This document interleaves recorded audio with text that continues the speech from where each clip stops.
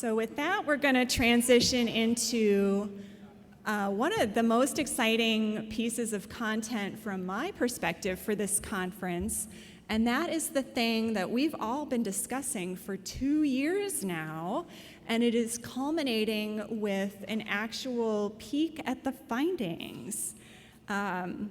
This was a third-party investigation of your CARES and ARPA stimulus funds experience that Matt Birnbaum's office committed to, and it was because we heard from all of you over the last few years at conferences that that would be helpful.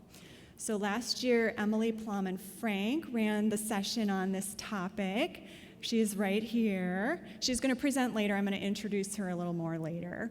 But like a good relay race, she handed the baton over here to Lisa Hechtman, who is coming to this conference in person for the first time. We're so excited to have her here. Yay. She's here with Clifton McReynolds, also part of the research and evaluation team. We're sort of giving them the afternoon. They have all the content this afternoon because they are our co-sponsors of this conference, and they enjoy working with you as much as we do, and a lot of this is very pertinent to our collective work. But just about Lisa, I want to say that she has put so much thought and care into how to present this to you in an engaging way, because her report, much like the 30-page regulatory updates handout, I mean, it is a massive report that she had to distill down into this 45-minute preview of highlights. And she did it in a visually engaging way, so I think you're going to love it.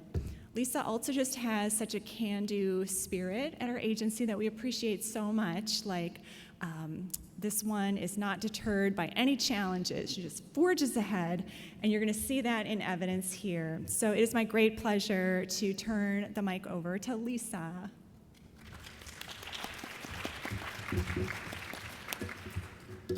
Thank you so much, Terry, and thank you all for having me here. It's really nice to see everybody in person.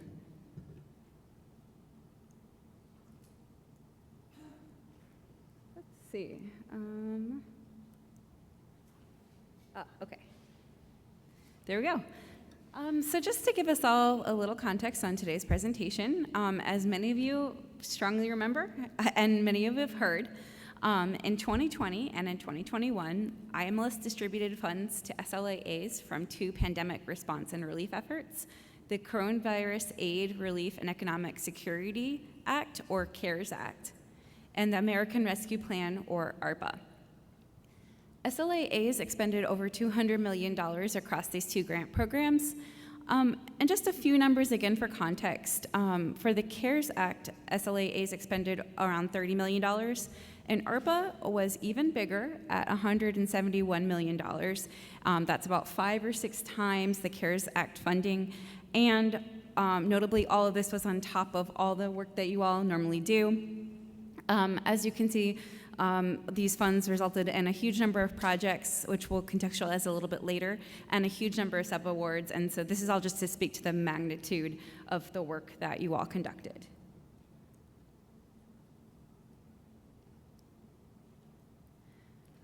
For this evaluation, we conducted 3 types of data collection. We conducted a semi-structured, let's go back. Okay, thank you.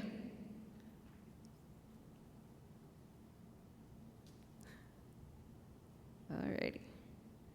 So we conducted semi-structured interviews, which consisted of interviews with all the grants to states program officers. We also invited SLAA representatives to participate in our interviews, and we were able to reach 34 of you, so thank you for giving us all your input. It was really valuable, and it's the core of this report. We also conducted some quantitative data analysis using records from IMLS's State Program Report System, or SPR. And finally, we conducted a literature review to see what was already published on the topics that we were studying. And to clarify, The interview content is all anonymous, and so if you see a reference that says 1 state or 7 states did this, that's from the interview data. We are calling out some really nice illustrative examples from the literature review or SPR where that is public information. So if you see anything cited by name, that's from public, and your interviews, I just wanted to reassure you that your data has been kept private. Thanks.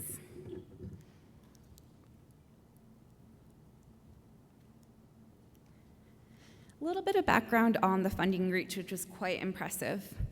Across the 2 programs, funding reached more than 40,000 libraries, more than 350 museums, and more than 80 tribal institutions, and SLAAs made over 9,000 sub-awards. Throughout the presentation, I'm going to be contextualizing this data by comparing the CARES Act and ARPA funding to a benchmark year, which is 2019. That's to give us a baseline to compare our numbers. And so in the benchmark year, we can see the SLAAs expended around $153 or $154 million. CARES Act was smaller than a baseline year, but on top of a baseline year, so still a very large stimulus. And then ARPA, as I said before, was 6 times that, and so an even larger investment.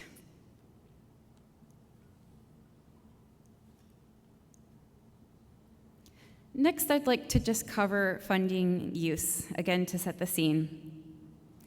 So thinking about projects that, that libraries and SLAAs conducted, each project has a focal area that you categorize the project within. This can be institutional capacity, information access, lifelong learning, civic engagement, employment and economic development, and human services.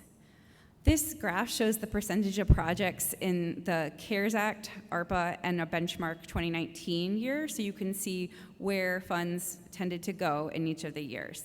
So these gray diagonally slashed bars are the benchmark year, and you can see that in a benchmark year 2019, about a third, and a third of projects were focused on institutional capacity, information access, and lifelong learning.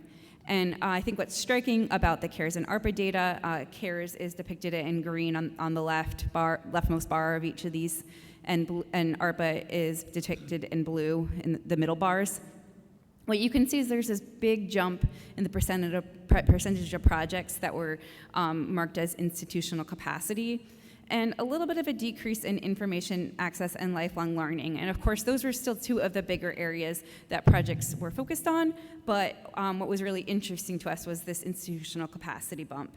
And so the next slide explains that. So beyond projects, beyond focus areas, in SPR, you also categorize projects by the intent, which is like a sub-level. There's 14 intents, and they each nest under a focal, they each nest under a focal area.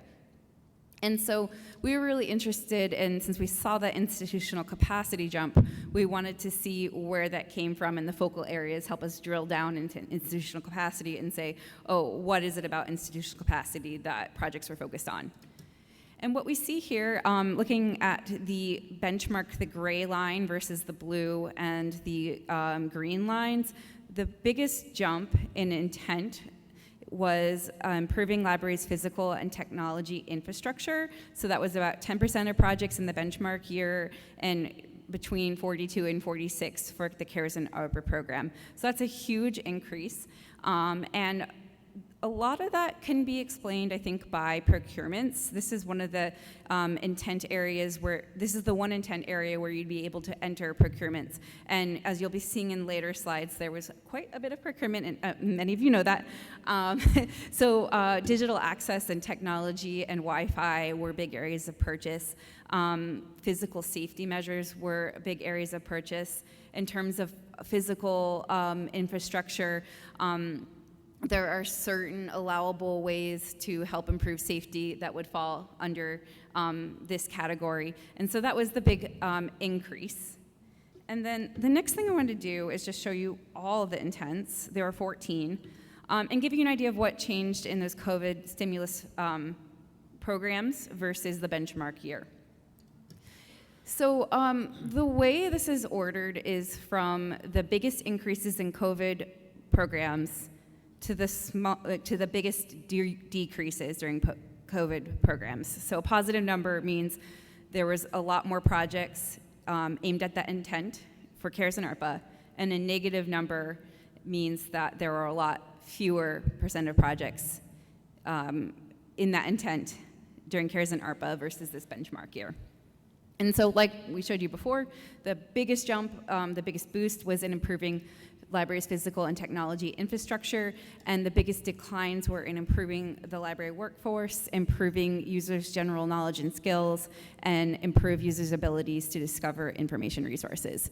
And I think another interesting thing is that there are a lot of sort of zeros and negative ones, not huge changes, but these kind of reflect the changing situation and changing priorities in that time.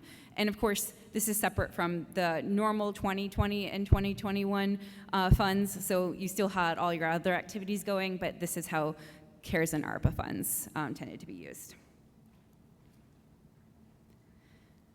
So one of my slides didn't show up, but in the evaluation, there are sort of 4 topic areas. We talked about COVID needs, goals, and impacts, like what were libraries and SLAAs trying to achieve and what did the funding do? The next thing we talked about was sustainability of, the next thing we researched was sustainability of funding efforts. So what happened after the funding stopped?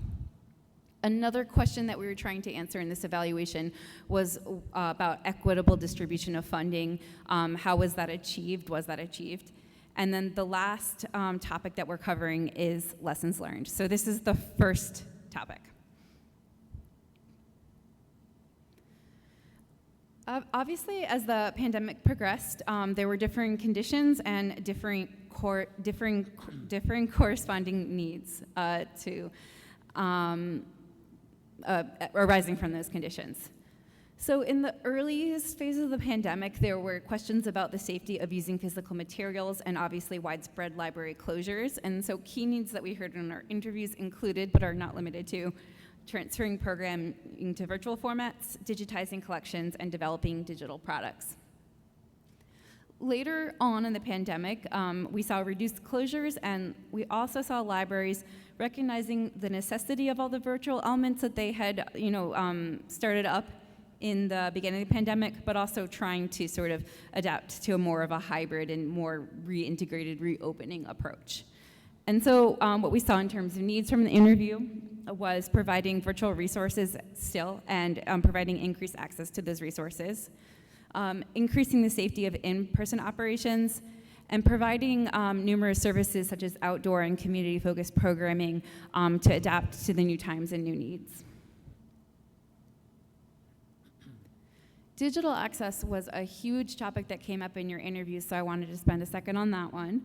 SLAAs prioritized increasing access to broadband internet and internet-connected technologies. The result of this is that libraries are able to purchase laptops for community residents to check out so they could access education, employment, communication, health, and even recreation resources. Libraries also focused on improving access to the internet through hotspots and parking lot Wi-Fi. And this chart just shows the sort of magnitude of purchasing Wi-Fi hotspots in the CARES Act and ARPA, and also other technology like laptops and tablets. And you can see a really big spike in ARPA on spending on other technology.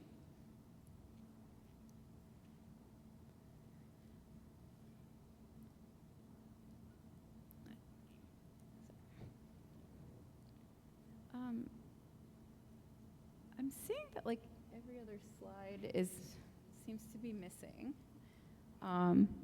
but I'll just speak to the slide that I think should be there. The slide that I think should be there is on physical safety. So physical safety measures were also, sorry.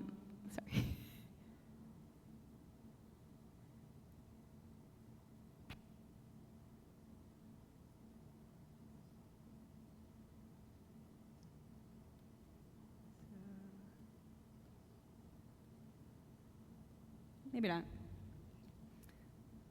Well, I'll go with whatever slides are here. Moving on to funding impacts, we were really interested in sort of what came out of the funding. So some great examples came out of this digital access and digital inclusion topic. These are two examples that I believe came from the SPR system. The Connecticut State Library, for example, distributed laptops and hotspots to several different libraries, and some just encouraging quotes came up in the reporting. For example, students earning their high school diplomas because they were able to use this technology. Obviously, with digital access, they could file for unemployment benefits and access unemployment service assistance as well, and arrange things like telehealth and medical services. The Carolina State Library also had a sort of digital inclusion type programming as well, and I thought it was really neat to read that 4 students finished their studies with the help of these resources, and also even graduated from nursing school. Mobile services came up as another big theme in our research.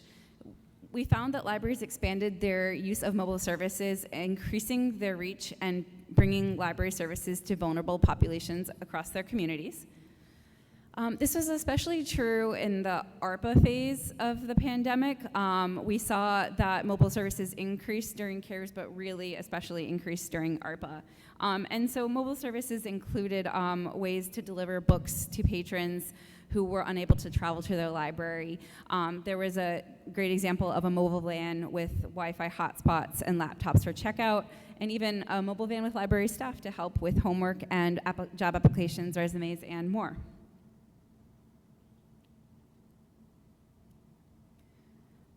A question we had were, what were some new and expanded opportunities that arose during the pandemic? One thing that came up in interviews was that at first libraries thought of their modified services as temporary solutions, but ended up finding value in them and continued many modified services. They also started using, well, I shouldn't say started, they expanded using their physical space to benefit the community. They've always been hubs, places of resources for communities, but I think this became even greater during the pandemic. For example, having a health clinic at your library, or having an outdoor yoga class at your library, or building sort of like stations where people could have private telehealth appointments. That was something that folks talked to us a lot about in the interviews. And then, of course, mobile services, as I mentioned, was another theme that came out as a new and expanded opportunity at this time. New partnerships was, I thought, one of the really interesting areas that SLAA spoke to in their interviews. Every single SLAA that we talked to described working with state and local government agencies and nonprofit organizations to provide unprecedented support for their states. So these partnerships focused on a number of areas, anything from unemployment to education to health. And there were some creative partnerships. I have examples on this slide, like procuring alcohol-based hand sanitizer from a distillery. And I think that one reason the partnerships were quite interesting is that a lot of SLAAs reported that they started some of these partnerships during the pandemic but maintained them afterwards. SLAAs also reported a number of new practices for themselves. So SLAAs relied on virtual meetings more often, especially during the beginning of the pandemic when there were changing rules and regulations and health information. SLAAs were working to get those messages out to the libraries in their states, and so they were able to do so virtually to get information out rapidly. SLAAs reported having continued using virtual communication methods, which also means that there are some accessibility benefits now that they're able to more easily work virtually and in hybrid mode. Several SLAAs also reported implementing diversity, equity, accessibility, and inclusion and other virtual training for their staff, and they also reported that libraries had similar trainings. Yeah, and I do think my slides are kind of skipping, but we're going to have pause for questions here. So I am going to call up my colleague Emily Plodman-Frank, and we would like to just hear about what questions you may have so far.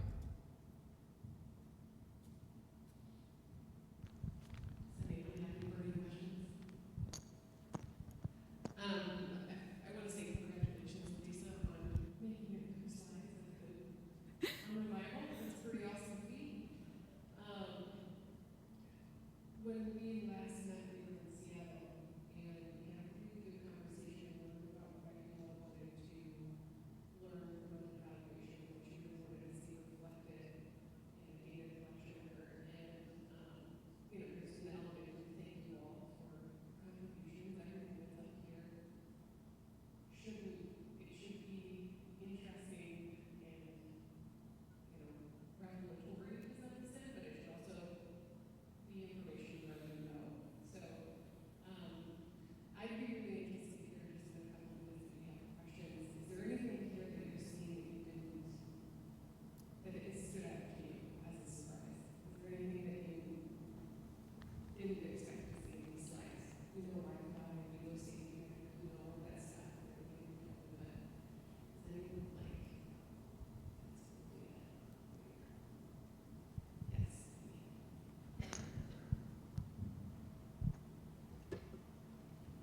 I guess it's kind of surprising that the 30-30-30 pre-pandemic, I wouldn't have known that. Yeah, and Clifton's actually going to be speaking to more trends in that area.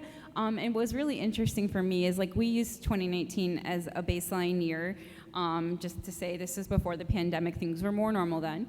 But I was always curious, well, what is happening in the years around it? Is it the best baseline year? And Clifton will be able to speak to that a little bit more. And I think that's a fascinating, fascinating finding as well. So thanks for asking. Northside. Did you happen to see any increase in digital branches in your data? Sorry? Did you see any increase in digital branches? I would have to ask my data team to dig in more. That's a great question. I'm guessing the answer is yes, but I don't specifically have that data here. So. Thanks. I was just bringing that up because that's something that we did at our library, Trimble County Public Library in Kentucky, is we already had a digital library in place, which that was very cool because when the pandemic hit and our local libraries did not have any access to internet or computers for kids, we had kids going to these digital branches around the county so they could do their schoolwork. So I was just interested to see if other states are doing that. Can if anyone would like to, no pressure, show of hands if you heard about your states doing that. I'm just curious if you'd like to answer. You all are the experts on what your states did.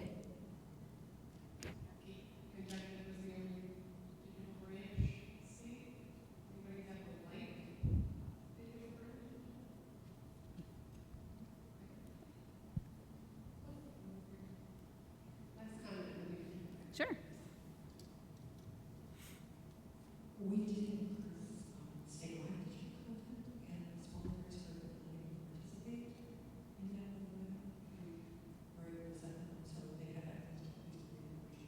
Yeah, and I think one of the slides that I had that I don't think came up was on digital navigators was one of the big findings we were also seeing, which again is not surprising to you all. You all told us this, so I am repeating back out what you told us. But digital navigators came up as a service that folks either hired or hired subscriptions for in order to get people access to the devices they need to be connected and also how to use those devices and access resources. And that came up just in a number of interviews. Please.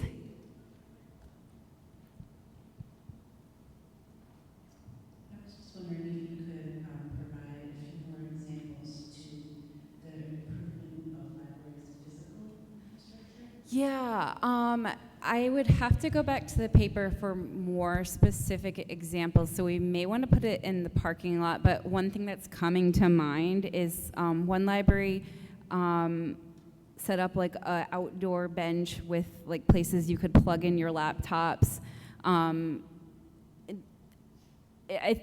I'm not the best at categorizing exactly what counts as infrastructure versus construction versus other things, but that might be one of them.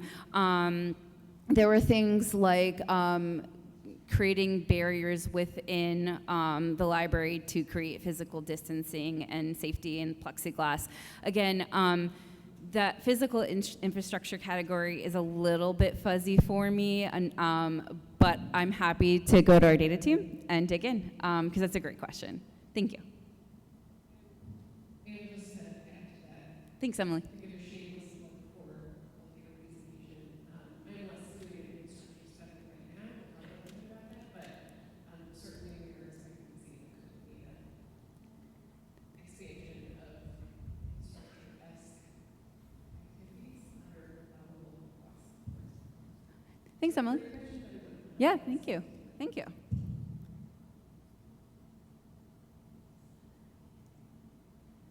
So the next topic we wanted to talk about was sustainability of this funding. So once the funding went out the door and it was expended, what happened after? In our interviews, we asked about activities that were implemented during the pandemic and what activities have ended or been reduced, which have continued and which should continue but would need more funding in order to continue. In terms of ending, the one thing we heard the most was PPE and safety equipment distribution. Of course, that may have not 100% ended, but it's dramatically reduced compared to the times we were living in a few years ago. In terms of reductions, Wi-Fi hotspot and database subscriptions were sometimes reduced due to their cost. Some states and libraries found ways to continue these things. Some had to reduce them. So what you'll see is that a lot of the things that fall in the have reduced column ended up in the need more funding. Some people were able to continue and some would need more funding to do so. And then virtual outdoor and community-focused programming still exists and still and you know, much of the valuable programming was maintained, but anything that required more funding or more staffing could sometimes be at risk for being reduced based on those constraints. I think the most interesting column in this chart is what activities have continued. So hybrid programming, obviously there were some setup costs to figure out Zoom and computers and how to broadcast things, but once all that hardware and technology and know-how was in place, many libraries and even the SLAAs moved to hybrid programming. Equipment that was purchased, like laptops and tablets, which was a huge area of purchase, those purchases continue to be used, but of course at some point technology can become outdated, and so there would of course need to be consideration at that point of more funding could be needed. And then community-based programming through partnerships was, I thought, a really cool area. I had showed that partnerships slide a while back where a lot of new and innovative partnerships got built during the pandemic. And several of you told us that you had maintained some of those new partnerships, and that especially if you didn't have any additional costs to partner with those organizations, you could continue some of that programming. And finally, offerings for individuals with disabilities and speakers of languages other than English. We heard that some of these activities have continued, specifically for libraries ended up investing in things like translated materials or audiobooks. And once you have those resources, you can continue to use them, so you see this expanding of accessible resources. IMLS was also very interested in equity. The question of, we have these huge influxes of funding, and how do you get that funding out to the whole state in a way where those who need it have it? One way that states approach this is to use formula funding approaches. This was, of course, not the only way. But one thing that some states did was work out a formula, a mathematical formula, where they could figure out how much funding would go to each library, and then they incorporated socioeconomic variables like unemployment rates, poverty rates, and broadband access. We also learned a lot from our program officer interviews and SLAA interviews. From program officers, we heard that projects really did ended up serving historically less well-served communities, which is great to hear.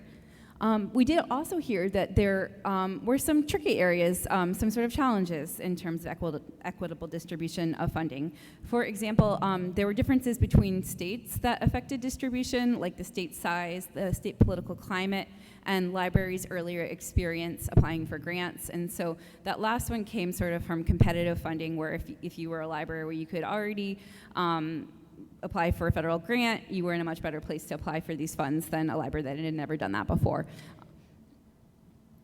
On the SLAA side, this was interesting. I think the question was an important one, and because of ongoing diversity, equity, accessibility, and inclusion debates in many states, not all SLAA representatives were able to answer our questions, but we did hear from a lot. And some of the things that states considered when distributing funds included community needs, library and programmatic needs, geographic distribution of the funds, making sure that the funding reached their whole state, and other local and regional demographic statistics like the ones I've mentioned.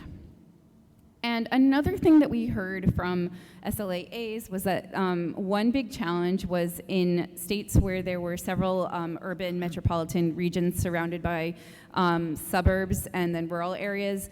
One really tricky thing was meeting the needs of those different and diverse communities, and so that was a thing that states were grappling with. And so I think what you can take from this slide is that there were different approaches to consider how to distribute funding, but that definitely varied on state context, as much does. So, the last topic I wanted to address was lessons learned from the pandemic. What did we learn from these funding efforts? One of our research questions was about using the existing granting structure that IMLS has, this Grants to States program, and distributing money in the same way. One of the nice things about the pandemic is not nice, but I think one of the fortunate things is having this Grants to States program set up so that IMLS has a way to distribute funding to states, and states are set up to distribute funding around their states. But we wanted to know about how well that worked in this pandemic context. We talked to program officers, and they mentioned a number of challenges, including timing. And so I know a lot of states confirmed that ARPA was a huge influx of money, and it was very hard to expend all the funds within the ARPA timeline. So that was one timing challenge. Supply chain issues came up, and so it was, projects could get delayed because of supply chain issues. Bureaucratic challenges came up, both mentioned by program officers and SLAAs. Turnover in staff was another issue. And I think legislator scrutiny came up as another interesting topic that was sort of government-wide, that of course responsible spending is important, and so legislators are concerned about where spending is going, but of course that means that sometimes processes can be slowed down in order to make sure that we're transparent. And then finally, grant allowances came up sometimes, and I think this foreshadows some of the stuff that Emily will talk about with infrastructure, that some people would have liked to use the funds for construction, but obviously that's not an allowable cost, but could have been helpful in the times of COVID, like if you wanted to tear down a wall and build a window or something like that. Can't do that, but some states mentioned that the allowable costs were a challenge. There were, of course, benefits to the funding structure, and what came up most in the interviews was that having this flexibility was one of the best things about how these funds came to you all. Needs changed a lot during the pandemic, and the flexibility of funding meant that states could pivot. The volume of funding was also quite important because there was just this unprecedented level of need. And then other grantees mentioned that the flexibility of funding aligned very well with digital inclusion needs.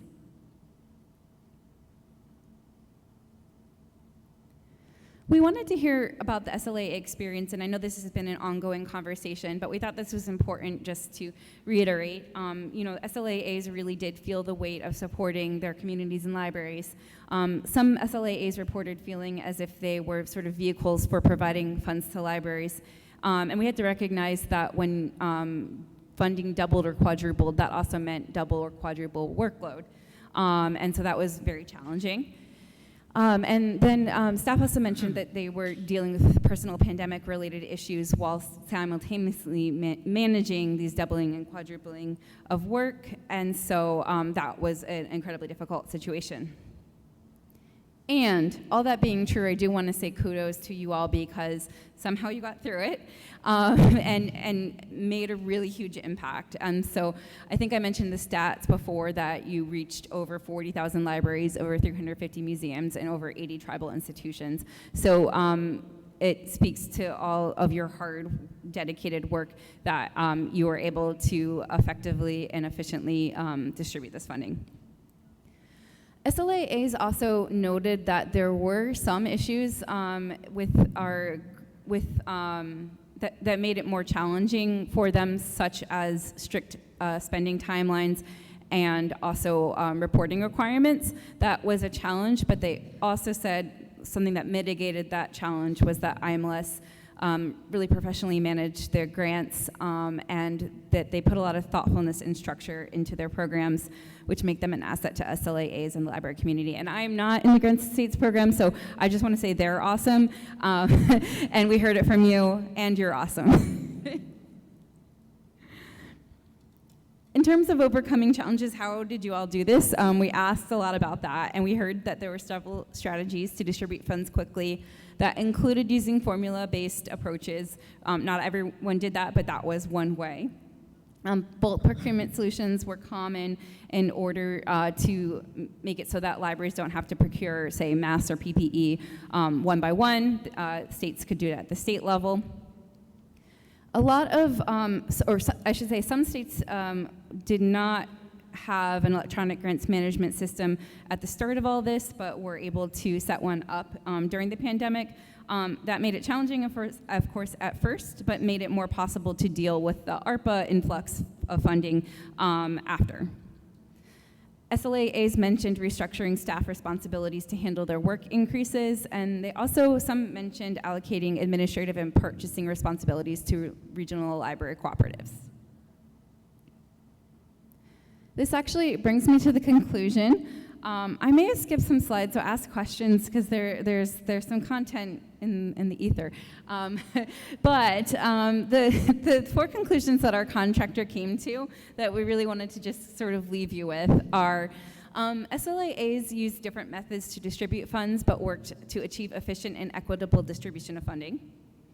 SLAAs took advantage of the transition to virtual environments to expand library access to SLA meetings through digital teleconferencing platforms and virtual professional development opportunities.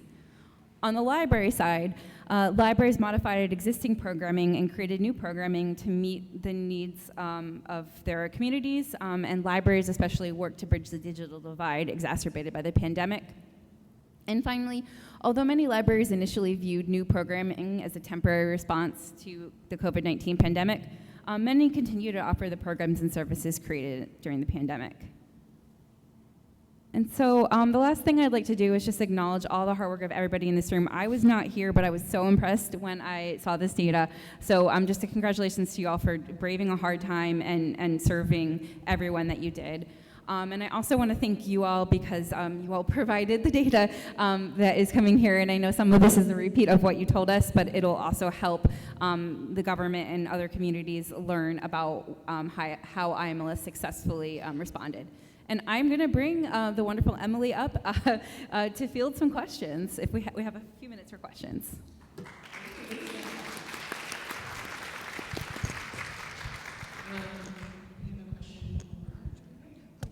Hi, sorry. So on the slide where you give the numbers of libraries, tribal units, and something else that got awards. Yep. That was with CARES and ARPA together? Yes. And are those unique? Yeah, I believe that, we did have our contractor perform the data analyses, but I believe they do duplicated. I'm looking, yeah, Terry says yes, they do duplicated unique institutions. Thanks, Terry. So 40,000 different libraries. Yes. Okay. And how does that compare to your benchmark year of 2019? That's a great question. I think our contractor had noted that it might be slightly less than a benchmark year. I don't know exactly why that is, because it obviously was a lot of funding. I don't have a great answer for that, but we could dig a little more. It's a really good question.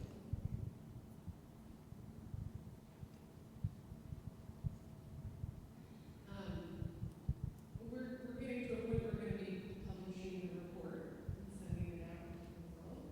And so I'm going to encourage a little bit of thought energy here for a question that can help us think through how we could potentially be communicating out some of the results. Bear with me. For those of you who were on this side of the room this morning, you have come into your state libraries post-pandemic. So you all think about what are maybe some of the repercussions or benefits that you have inherited in a post-pandemic world that you think really stand out to you as like picking up a change in the state library because of that time of year. For the people in the middle who were there through the thick of it, and I know you guys were too, hang out down there. For the people who were coming on right in the middle of it, what is something that, as you're looking at these results, is like, I felt this 2x4, and I want the whole world to know about it. I see it in the evaluation. These gray hairs came from time. And then for those of you who are on this end, especially people who are on the 2008 session, what's your takeaway from the lack of funding in 2008? The type of funding that came through this time around. And not everyone gets the answer to this, but I think that we get one kid on this end, one middle ager on this end, and one, that's the knowledge. So take a second, and I want you to think about that, and I want someone to get excited and to raise their hand, because it doesn't matter which person you're from. And then I also just want to say, Lisa has only been with IMLS about a year. She came from outside the library field, and I think she did a fantastic job of picking up library speak and really understanding truly what everybody survived during the pandemic. So, great job. Thank you. Okay. You got a movie over here who wants to share? Yeah.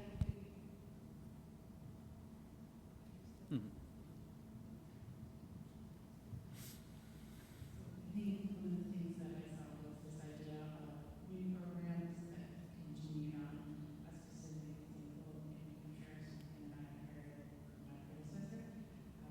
Sub-grants were never Yeah. in New Hampshire. And now there's a certain amount of, I'm going to go back to my library here today. It's not like patron, constituent demand for sub-grant awards again, because I think our libraries appreciated that. So without that type of funding, we would not have experienced sub-grants. We would not necessarily have to ask for it. And now I feel like they kind of are. Thank you. Thanks for the example. That's I love the illuminating insights. Thank you. Awesome. Do we have a middle ager? Life crisis. I think midlife crisis is true. So when I think about that, I think I feel a lot what I felt to my core was that state has to do a lot more, while also simultaneously dealing with what the pandemic was. And then I think I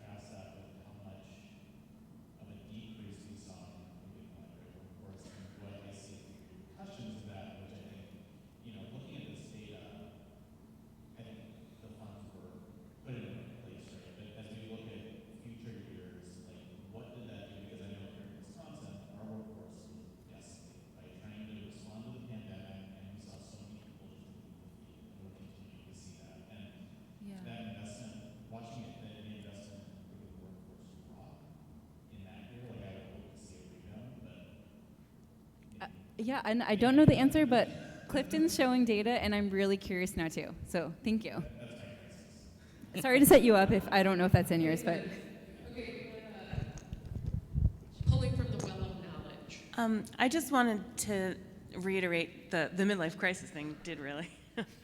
I was working with the state library agency, but I didn't become the LSTA coordinator till the middle of the pandemic. So I sort of saw what my predecessor was doing. So it really did resonate that we did so much work in such a short amount of time. But I also just wanted to say, I was very skeptical at the beginning. I think it was in Baltimore when Crosby Kemper was talking about why we had to spend the money so fast. I feel like I probably rolled my eyes quite a bit and was like, that's ridiculous. But seeing how, some of the other political entities that received funding, and I think you mentioned this, right? IMLS handled this so well, and it was so professionally done, and libraries rose to the occasion so well, and my colleagues, right, and I think our state library agencies did as well, that I feel really proud to have spent this money and done these projects in the way that we did, even though it was sort of soul crushing is a strong phrase, but it was very challenging in the moment. But in retrospect, I do think it provides a very strong argument going forward for why libraries are a smart investment for federal and state dollars. Thank you. We will take you on the road with us. Jennifer, last comment. Yeah, sorry, I know it's a little extra than above what you asked for, but I just wanted to say that even as it was kind of soul crushing and there was so much work, I mean, I felt so, I just felt really honored to be able to have something I could do that would actually be helpful, that I think for us, the psychological benefits actually outweighed the soul-crushing work, which was soul-crushing. But in the end, I mean, I think we came out feeling a whole lot better than we would have otherwise. Emily, I think Karen Reach has something, and while you were on your way to Karen Reach, I'm going to read you back something from virtual, from the great state of Indiana. From someone new, I'm able to see that expanding access to information across the state is a huge emphasis, and after listening to the presentation, it seems likely that this emphasis grew in large part due to the pandemic. I thought it was interesting to know about our local public library funding in 2018 pandemic. That, at least in Michigan, the lion's share of public library funding is property taxes. And 2008 crushed their budgets because it dragged from 3 or 4 or 5 years that it reduced so rapidly. And unfortunately for equity in housing, they're kind of flush property taxes. Okay, I know we're at the top of the hour. Thank you for your comments. One more shameless plug. All of these comments, of course, help us figure out how we're going to make sure we get the work out. We have office hours today, at the end of the day. Lisa, myself, and the ordering team will be there. So if you're feeling at liberty around the organization want to share about these questions, please come to the office hours and talk to us there. Now is the time we need your input on how we can make sure we get the word out about all of this stuff we get.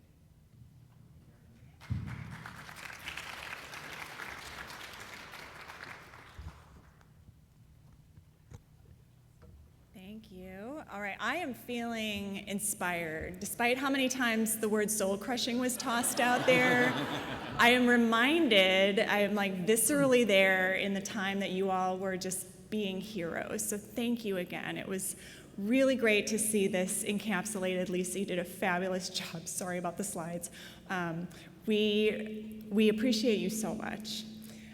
Now we're going to see the flip side of the data, which is what was going on with the allotment grants in the meantime, and what is the longitudinal look at what our allotment grants have been doing.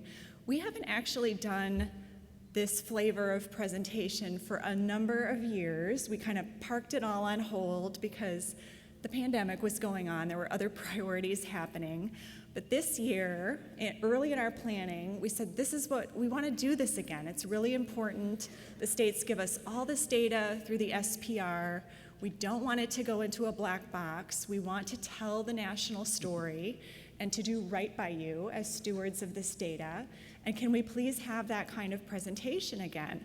We know that the person that gave that presentation doesn't work at IMLS anymore, but you work magic, Matt Birnbaum, so make it happen for us. And he did. And let me just say that Clifton has only been working with this data for a few short months and also comes from outside of libraries. And so this is an actual miracle. What you're about to see is that he's synthesized all of it and put it together in a way that I think will spark conversation. You know, Clifton is a past educator. He brings a lot of good curiosity to this work. He's also very funny and very kind. And I'm so pleased that you get to hear from him today and see some of your data in action. So please help me welcome Clifton.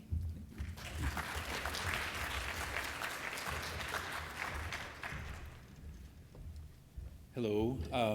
I was hired for height, so I'm not going to adjust the microphone.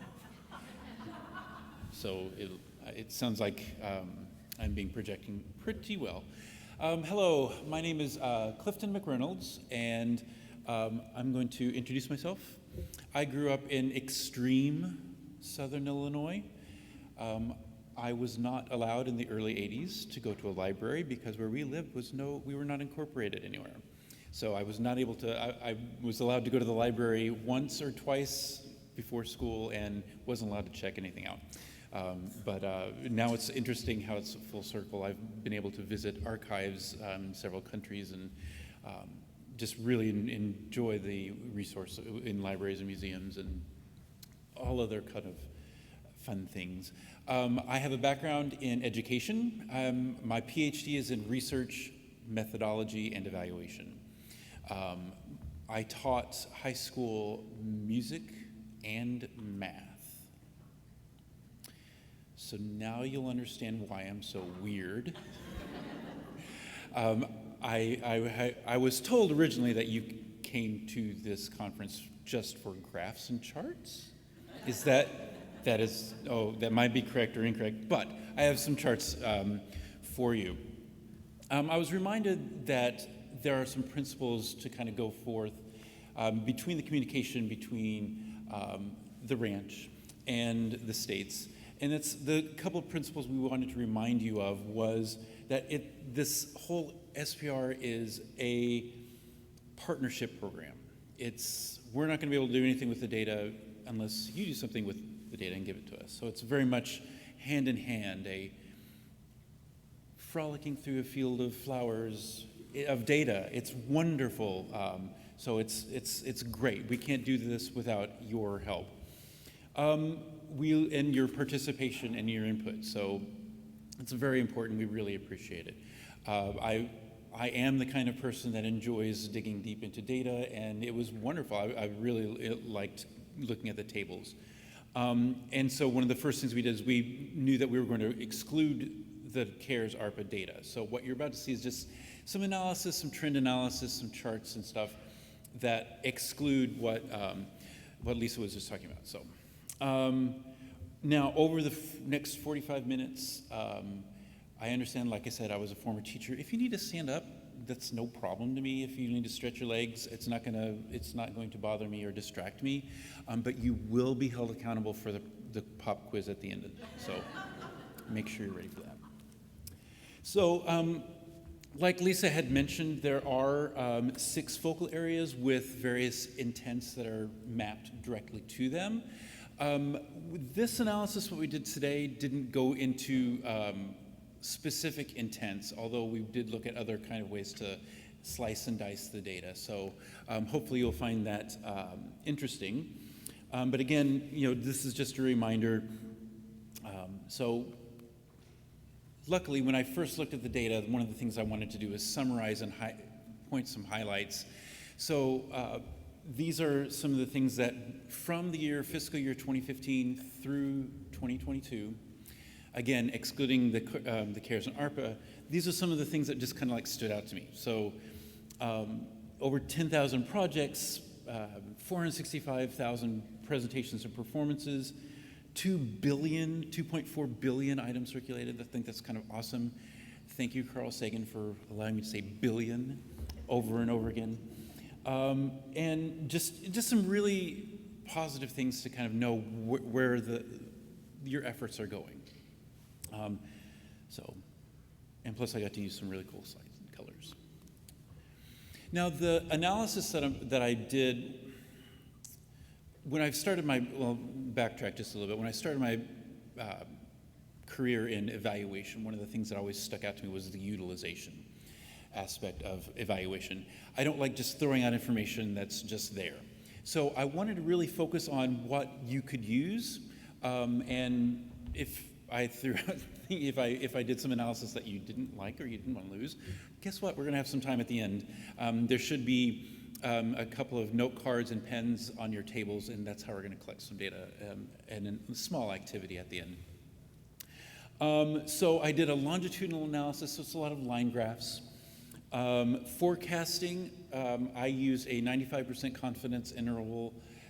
So you'll see the middle line is like kind of generally where it's at in the 95%, and then you'll see some lower and upper bounds. So it's not really extreme, but it'll kind of give you an idea. And so, like I said, we talked about focal areas and intents, some activities, drilling down from programs to activities and the types of activities.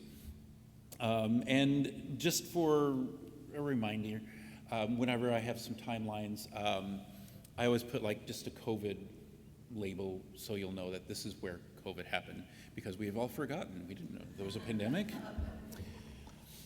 So this is an example. So this is the number of projects from 2015 through 2022. As you can see, there was a general decline up until about 2019, and then you can kind of see where the pandemic altered a few things as far as the number of projects. But using some analysis and some input from the grants to states, it's reflecting efficiency more than it is anything. That the reporting into the SPR is more like condensing things, condensing the projects, and representing the data a lot more efficiently. So this is not a negative thing. It's not like we're restricting the number of projects. But given that, again, looking at the forecast with the 95% confidence interval, you can kind of see, looking at some the software that we use some trend analysis and seasonality as well. So you can kind of see where it could go in 23 and 24, which we'll get that data soon, so we'll see how wrong or right that forecasting is. And just to kind of drill down a little bit more, I looked at the number of activities. And again, general decrease usually because of the efficiency of the reporting into the software. Okay. And again, you can kind of see like the number of activities kind of went up in 2019, but again because of the pandemic and so on and so forth, went up in 2021 and further down. But again, fluctuations in the efficiency of the reporting, I think, is the best explanation for that. Now, for this, for the budget slide, I have two slides that represent the same thing. So in the green, you'll see the median budget for the LSTA funds, and then the blue is the overall funds. I'm not going to insult your intelligence, but I will still remind what median means. It's the one that's in this very middle of how 50% of the budgets were above and 50% of the budgets were below the number that's represented. So you can kind of see the number in the greens, plural, numbers in the green, that's the words I was looking for, going steadily up to 2018, down a little bit in 2019, and you can kind of see it kind of starting to recover. Again, this is without the CARES and ARPA funding, so there's still median kind of increased for that. And then just to kind of look at those, the LSTA on a timeline, just same numbers, just in a different graph format. You can kind of see the projection would be continuing to increase for the most part, especially through 2024. And then, you know, the extreme 95% out of bounds would have it increase faster. But even the lower increase in 2024 would be relatively what it is in 2022. So now, as Lisa had mentioned in her presentation, here are some distributions of activities by focal area type, or focal area and by type. Oh, and this one, okay, I was going to say the last time I viewed the slides, they had taken out the even number of years, but they're back in now, that's fine. And just to point out that procurement, and I believe even Lisa mentioned this, that procurement is in institutional capacity only, so that's why it's not distributed to the others. So these types, you can kind of see the distribution across lifelong learning, for example, the instruction taking up the majority, and the content, and et cetera, et cetera. Now, one of the things that I noticed, again, not being too familiar with IMLS, but looking at this was like, okay, look, we have 3 large ones and 3 small ones. So I just kind of wanted to do another set of slides that just kind of looked at apples and apples and oranges and oranges. So these are the 3 larger focal areas: information access, institutional capacity, and lifelong learning. And you can kind of see how they related to each other between, or from 2015 through 2022. Again, in 2020, you can kind of see a large reduction in the lifelong learning because it kind of shifted, I think, fundings, as well as the information access.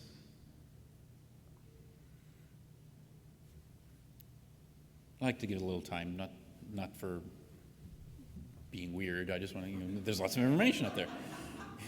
Make you feel uncomfortable. I did that when I was teaching algebra, but that was beside the point.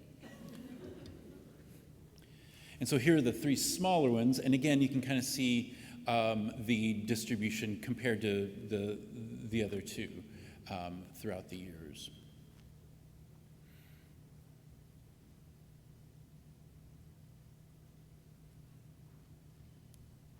Primarily, civic engagement remains, if not the most, always the second, but also in human services and economic and employment development was also. And then this is the just percentage of types, or percentage of activities by type.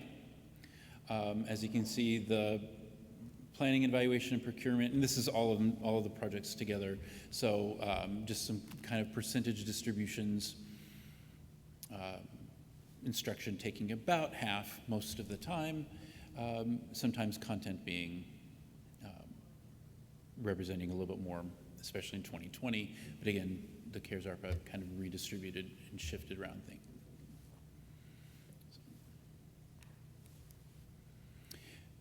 And by format, so this is particularly the instruction activities, and just the number of activities by format, whether it be virtual or combined or in person.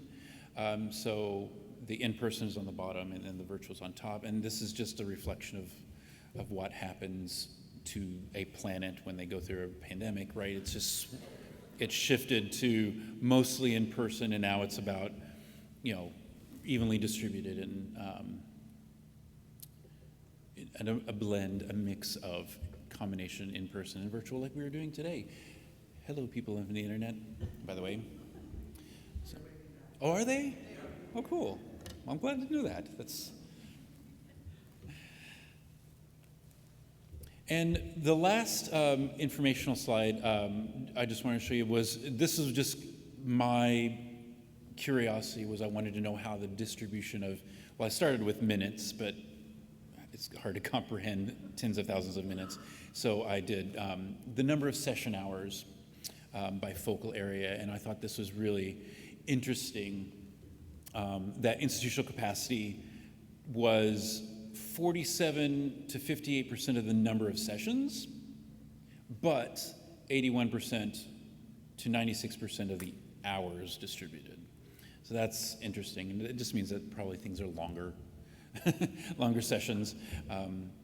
Instructors like to talk a lot, so I'm trying not to do that. Yeah, library operations and infrastructure, about half of the sessions, but only like 4 to 20% of the hours.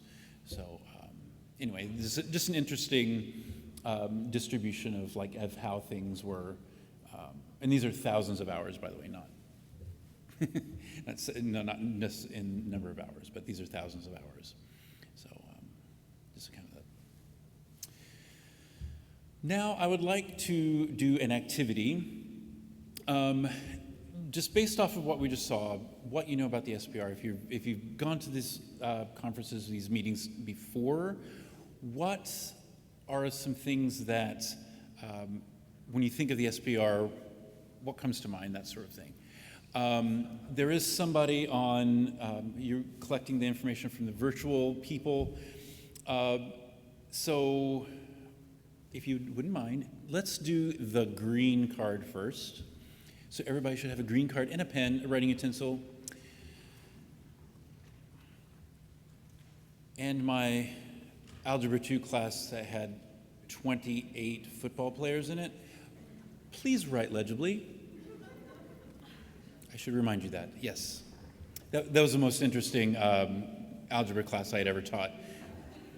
30 students, 28 boys that were football players. Okay, that's why we're flexible sometimes, but yeah, it's a very interesting learning dynamic, let me tell you.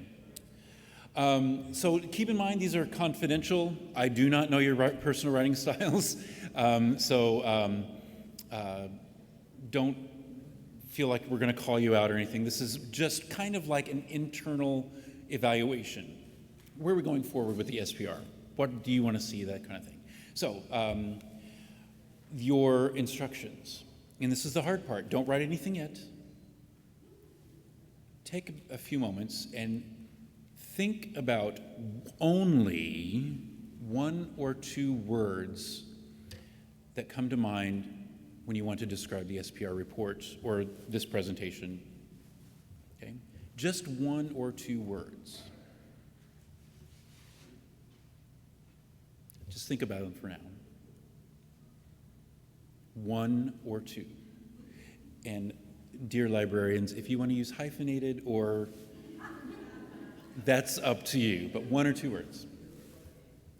Okay, now write down those words on one side of the green card.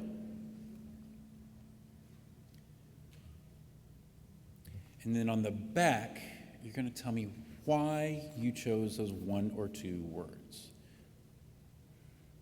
Just use a couple of sentences. And those sentences may not be, the following dissertation describes the choice I made. This is really in-depth data collection. Again, the SPR report or the presentation, what do you think about? And why? The sentences. And if you just write it on one side, that's okay. And then the virtual people, type in your words and then hyphen your sentences. I guess you're not over there. Virtual people are over here. So just type in your word and then a sentence or 2 describing why you chose that word.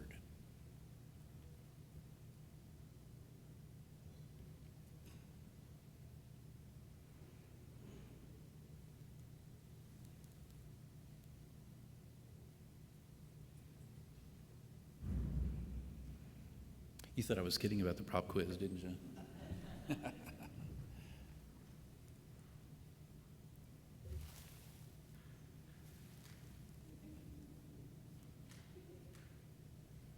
Okay, and when you are finished, I'll collect them later. Just make sure they're in the pile on the table that I'll be able to see, and I'll collect them. Or we can. If you want to do that now, you can.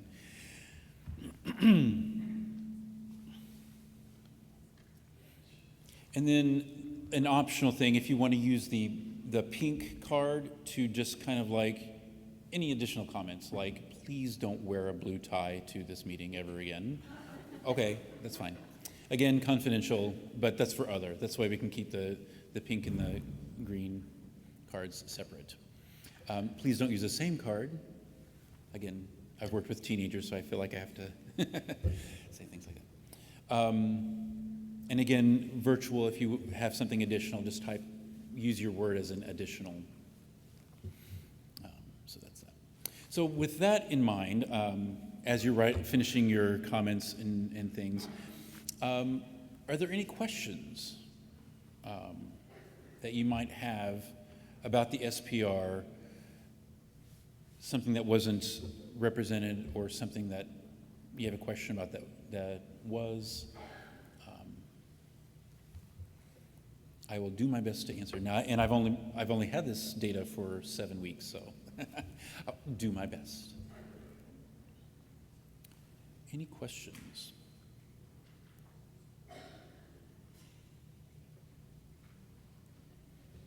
If there are any questions, I'll start making up questions and then answering them. Like, can you sort them descending alphabetically? Well, yes, I can.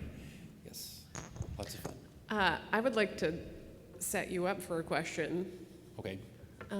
Which is, we now have data on CARES and ARPA, and we have data on COVID, and then we have the wonderful state data that came out of our SLAA survey. Can you or anyone from the team talk about how we collectively within ORE can start connecting the data? How? Have we talked about it? Oh, yes. I get your question now. Yes, we have talked about it. And that's absolutely one of the next steps that Lisa and I think we're going to endeavor is just kind of like, what was the overall picture? So we've presented to you 2 different pictures split apart, and we're going to work on some analysis about what so does it mean together. kind of building on Maura's question a little bit and some of what we saw in Lisa's slides. And I believe we have one from the virtual people. We have a couple, actually. Oh, great. Because there's going to be a transcript, I'm not going to use names, we're not going to do that. A question is, are there questions you want to answer? Not sure who the you is exactly, but I'm assuming it's you meaning the larger you. But the SPR doesn't provide the data for. That's one question. And somebody wrote data heavy, that's their word. Data hyphen heavy is their word. The SPR has a lot of information and components that takes a lot of time to collect, but it is so satisfying when it comes together. Oh, good. Yeah, it is very data heavy, but you kind of need that to answer all sorts of different kinds of questions. So I found that oddly exciting about working with the data. It's that, yeah, this is going to be able to answer a lot of the questions. So, but yes. Yes.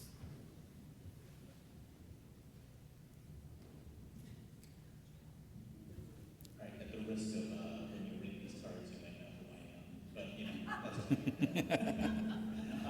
When I watched this or was sitting through this report, like in my mind, I was going to the way we administer programs, less on the outcome of our programs locally in libraries, right? It's really illustrative to me the changes that we made with having more money and higher meetings and those kind of things. I would find it interesting because it's less of a question, it's more of a someday. I'd be interested in seeing how other grant programs outside of IMLS or like federal grant programs, if they're seeing the same types of trends of like increasing project size or other things like that we could learn from to get out of sort of this silo of what we do for libraries, because I think there's sort of 2 minds that you have to have in this. One is being a grant administrator and the other is library stuff. And like, to me, I'm really interested as a library guy to know more about grant administration, like learn more about that mechanical process. Yeah, we're certainly looking at other grant administrations as well. Yeah, you're right. It is, my previous role was in graduate medical education, and it was just so interesting to see similar, reflection of what, different programs and activities and stuff too. We have additional comments Yes. Dense. The SPR report is very dense with information and data. Procurement. The increase in purchasing technology / other items during COVID was reinforced by this presentation. That's a statement more of a question, but yeah, yay. Good. I like it. All right, awesome. Yeah, and like I said, sometimes you need dense things, right? The most beautiful wood that sings in musical instruments are the densest wood, so, right? We want our data to sing. A very backward data analysis of this reinforces words like dense. I also am happy to report that nobody has used any cuss words on these postcards. So far. Well done. So far. So far, yeah. Plenty of Nathans, no cuss words, and a couple of good. definitive terms. We can't wait to Great. take these. Great.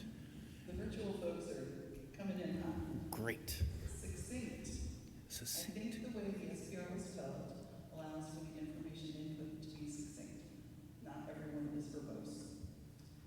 Accountability.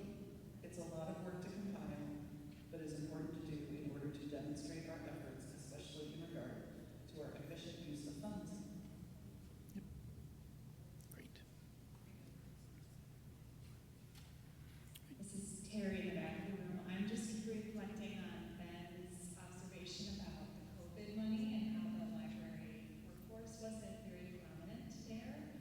And I was wondering if we felt like we got an answer in some of Clifton's data. I feel like historically that is a very large share of what we see invested in. And especially that last graph with the white middle, I think that kind of sums up the, yes, there is a lot of library professional workforce development, at least in hours, that is happening through these dollars. So I found that gratifying.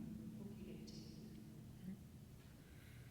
And also as a reminder, if you have any additional questions that we didn't get to or like to knows, that's what we call them, is if the parking lot is completely open and more than, just if you have something directed, I guess, to the ORE or to me, I guess personally, but yeah, just let us know. This might be more of a suggestion, but when I see the data on consultations and reference and things like that, I have the suspicion that we're all reporting them a little differently, and it would be really nice to have some clarification on what exactly is a reference versus a consultation question, and then also at what point does a consultation, how many times do we count a consultation? Because sometimes it's a quick, more referencey, a little bit longer, but sometimes it goes on for days. And I suspect that when we're preparing all of our data, it isn't necessarily the same data. It's not apples to apples. So I think clarification might help your data and help us too. Okay.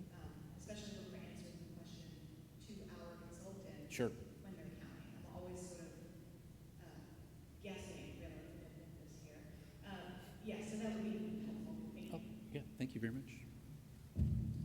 We have another word usage over here for virtual folks. Transparency. The SPR plus the IMLS public portal for searching projects demonstrates good use of the grant funds.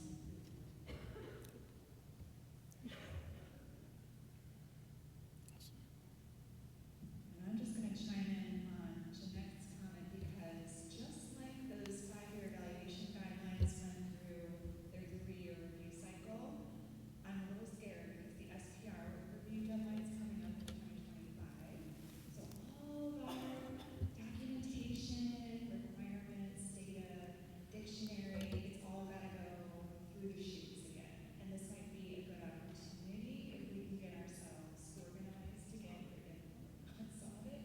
So no promises, but we're ourselves going to be looking deeply at those definitions, and we may come to you for help.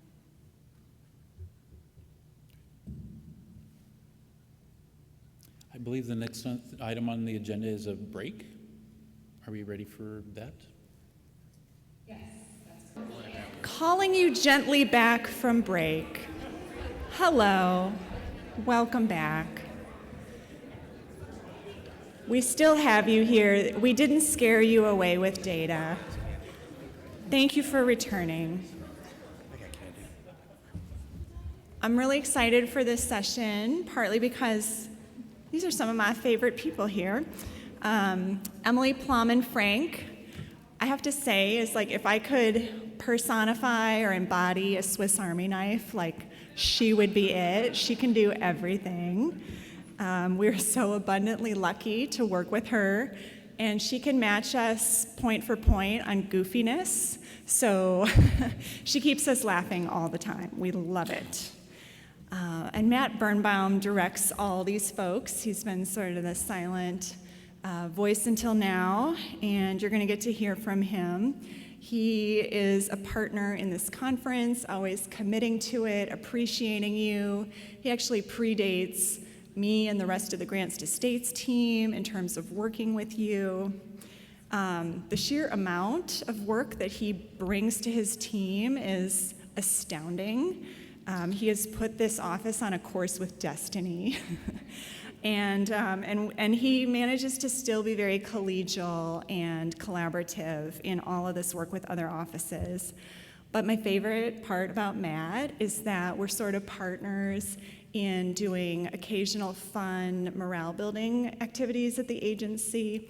And I think for both of them here, all of us can reflect on how we are as leaders in our work, and that we don't have to choose between the fun and the compassion side of life or the getting stuff done side of life. These two make sure that we do both.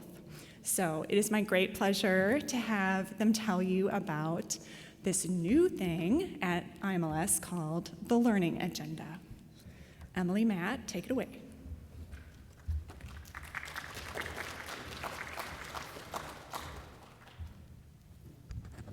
Emily, you can bring that up and I'll bring it down.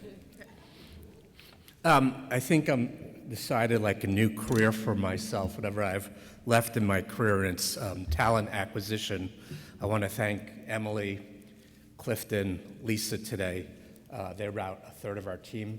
Another member of our team who has been here today just to be observing is Marissa. I think about half of you know her from the Public Library Survey, the SLA survey. And as we start moving into the future, we're going to be more systematically relying on her knowledge and try to tell a more comprehensive story from all the data and evidence that we have together. So while we're here, please don't hesitate to reach out to Marissa or the other members of our team. I also want to start by again thanking Cindy, who's our leader and our inspiration. For this particular topic today about the learning agenda, I'm going to turn it to Emily pretty soon, and she's going to jazz you up. But just to set a little bit of the context, is if you can go back to that 2020-21, and we're in the middle of COVID, the agency also, as a member of the federal government, it is doing its required updates of its strategic planning. And IMLS, as it finished its strategic plan, we had a conversation about should we do a learning agenda? And we'll talk about a learning agenda in a second, but the story I want to tell right now is we weren't required to do it. We were too small, and it's not really essential, something for the bigger agencies. And Cindy, Crosby, La Ruerta Migas, agreed, yeah, this makes good business sense. We don't need to be mandated to do it. Let's do it because it makes good sense. It's good use for the taxpayers. It's a good way for us to be effective and meaningful. So 22, we finished the strategic plan, and Emily, Cindy, Crosby, Lara were meeting regularly in trying to think about what this learning agenda would be. And within it comes child reading, and it's going to be some of the infrastructure study. I'm just trying to set the context now. So this learning agenda, in real simple, plain English, not that federal gobbledygook of a learning agenda, what it really is it's a strategic, multi-year plan for an agency to figure out what research and evaluation should it do. And it should do the research and evaluation is if we can transform the data into evidence in a way that will make a meaningful difference on decisions. We start with the premise that people have strong values that really help dictate complex decisions. People have their intuition. People have a lot of historical knowledge. And you have the knowledge that comes from informal conversations. These are all really vital bases. And when we start thinking about research and evidence, we're trying just to fill the gap. Thinking about how this other base of evidence from research and evaluation can supplement what you know intuitively from your own history, from your informal conversations. So we were having this conversation, what would a learning agenda look like in IMLS? What are the types of questions? What types of ways can we go and collect the evidence? How can we use it? What would the process look like for making sure there's learning? So we have this abstract exercise where we go over all the various types of research and evaluation we can do, and we can do some trade-offs in terms of how scientifically credible these different methods are. And we can also then think about, well, they all take different amounts of time, they all cost a lot of money, and we don't have the luxury of having that time, of having that money, so how do we make a strategic decision of what's the best evidence that can help us make a meaningful difference in having to make certain decisions? Okay, so we're spending 2023 in these conversations. We're starting to shape it. And we had just finished the strategic plan, and we're trying to identify those parts of the strategic plan where we wanted to make some change, but our intuition, our informal conversations, our values weren't providing enough evidence to know how to move forward. So we're now starting to think about what would that research might look like.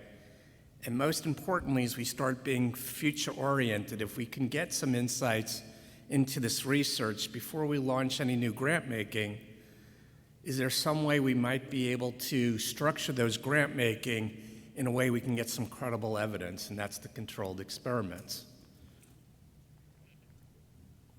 Okay, so the leadership, Cindy, Crosby, Lara, in these conversations with Emily and me over a year, we are looking at all the things that IMLS is trying to do, and they identify 3 key priorities. One is looking at the contributions of libraries to advance child reading, and Emily's going to talk a bit about that. The second one is looking at where the future of the museum sector is going. 22, 23, coming out of COVID, we're coming out of the social justice movements, and we're starting to look at some demographic shifts, lots of things going on in this sector. What does that suggest for where that sector's going? And then for our grant making, particularly our competitive discretionary grant making, what do we know about how equitable it might be? And these 3 issues form the basis of a learning agenda where we dictate certain questions that we want answered with evidence, we dictate the methods for collecting those evidence, and then the processes for trying to disseminate the learning. While that's going on, we've got a big plate, and we've got some other stuff. We've got Marissa and another one of our colleagues, Jake, they're running our statistical surveys. You already heard today about the evaluation we were doing of COVID. There's another evaluation that we're wrapping up now of our 4 Native American, Native Hawaiian grant programs. And we're going to talk a little bit about this congressional mandate for IMLS to assess the needs of the country's infrastructure of the country's libraries and museums. So that's our portfolio, and within it, we've got this prioritized set of questions in our learning agenda that we're going to try to collect any evidence.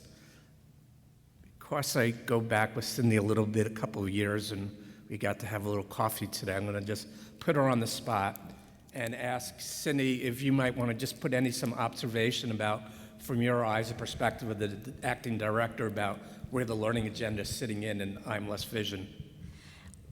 So first of all, thank you, Matt, for calling on me.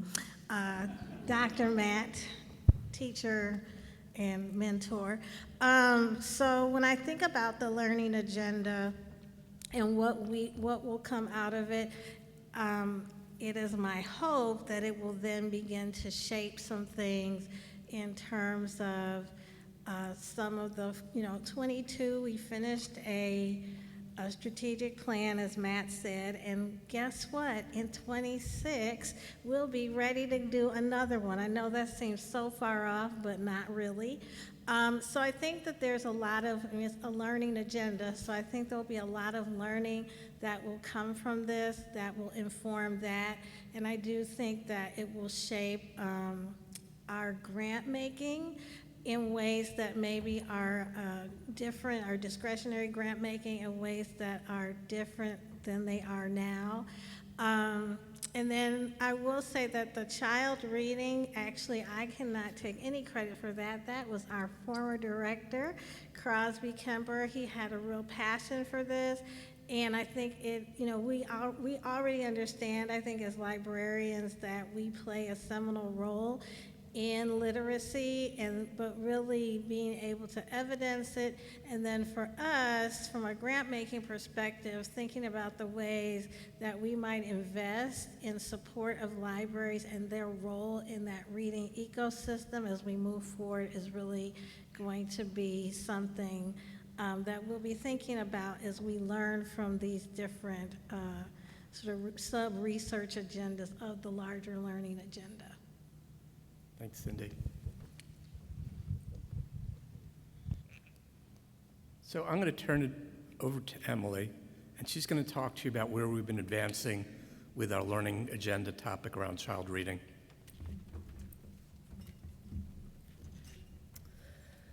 I'll also be talking about the status of our infrastructure study. So like any good thing ORE, we have way more content on our slides than we have time for. So I'm going to zip through some of this pretty quickly. But I did very intentionally leave a lot of content on the slides so that you could go back and look at it later. I wanted to make sure it was available. Héctor, lo siento para hablo rápido. I'm going to go fast. Really quickly, I am a person who is thoroughly Midwestern. I grew up in Northwest Iowa. My parents and younger sister live in Minnesota. My older sister is in Missouri. I currently reside south of here in Chicago. But I cut my adult teeth here in Wisconsin. Undergrad, graduate, spent 10 years working here, including in this building as a banquet chef, and met my husband here. This very building, yeah. So when I found out that we were going to be here, there was a lot of excited yelling, and also that there was an opportunity for me to think of a great theme about Wisconsin or Milwaukee that I could incorporate in my slides. And I spent way more time than I needed to thinking about what I could do. And I say I'm thoroughly Midwestern because out of all the states, Wisconsin is my favorite. We'll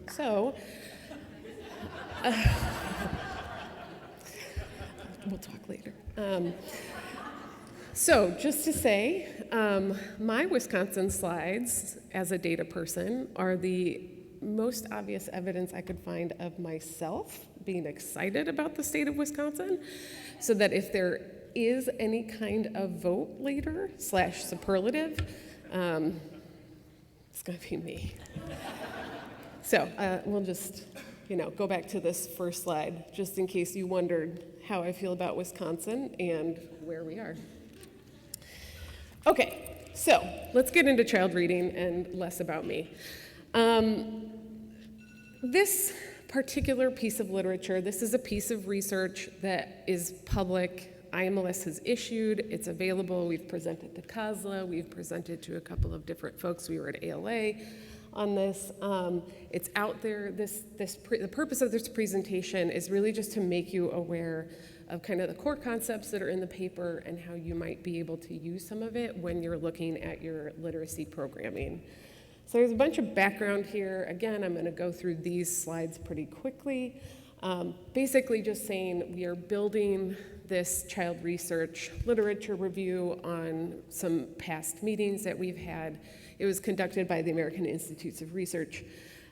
People who are way better at me with stats went out and did the research, and I just get to present on their interesting findings. And what we're really trying to understand in this paper, what we brought to the original concept of this paper, is this idea that libraries have been wanting to measure their impact on reading in particular for a long time, but it's been really hard to find a direct line between library influence on reading and reading skills.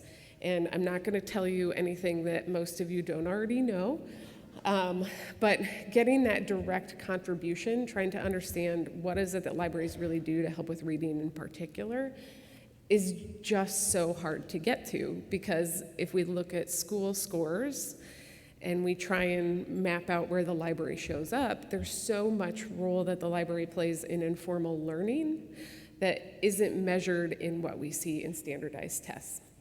So the hypothesis that we're trying to work with here is, what are the things that libraries really contribute to as a significant factor when it comes to child reading literacy? So we're not talking about financial literacy, we're not talking about adult literacy, we're just really looking at kind of the core, like kids learning how to read.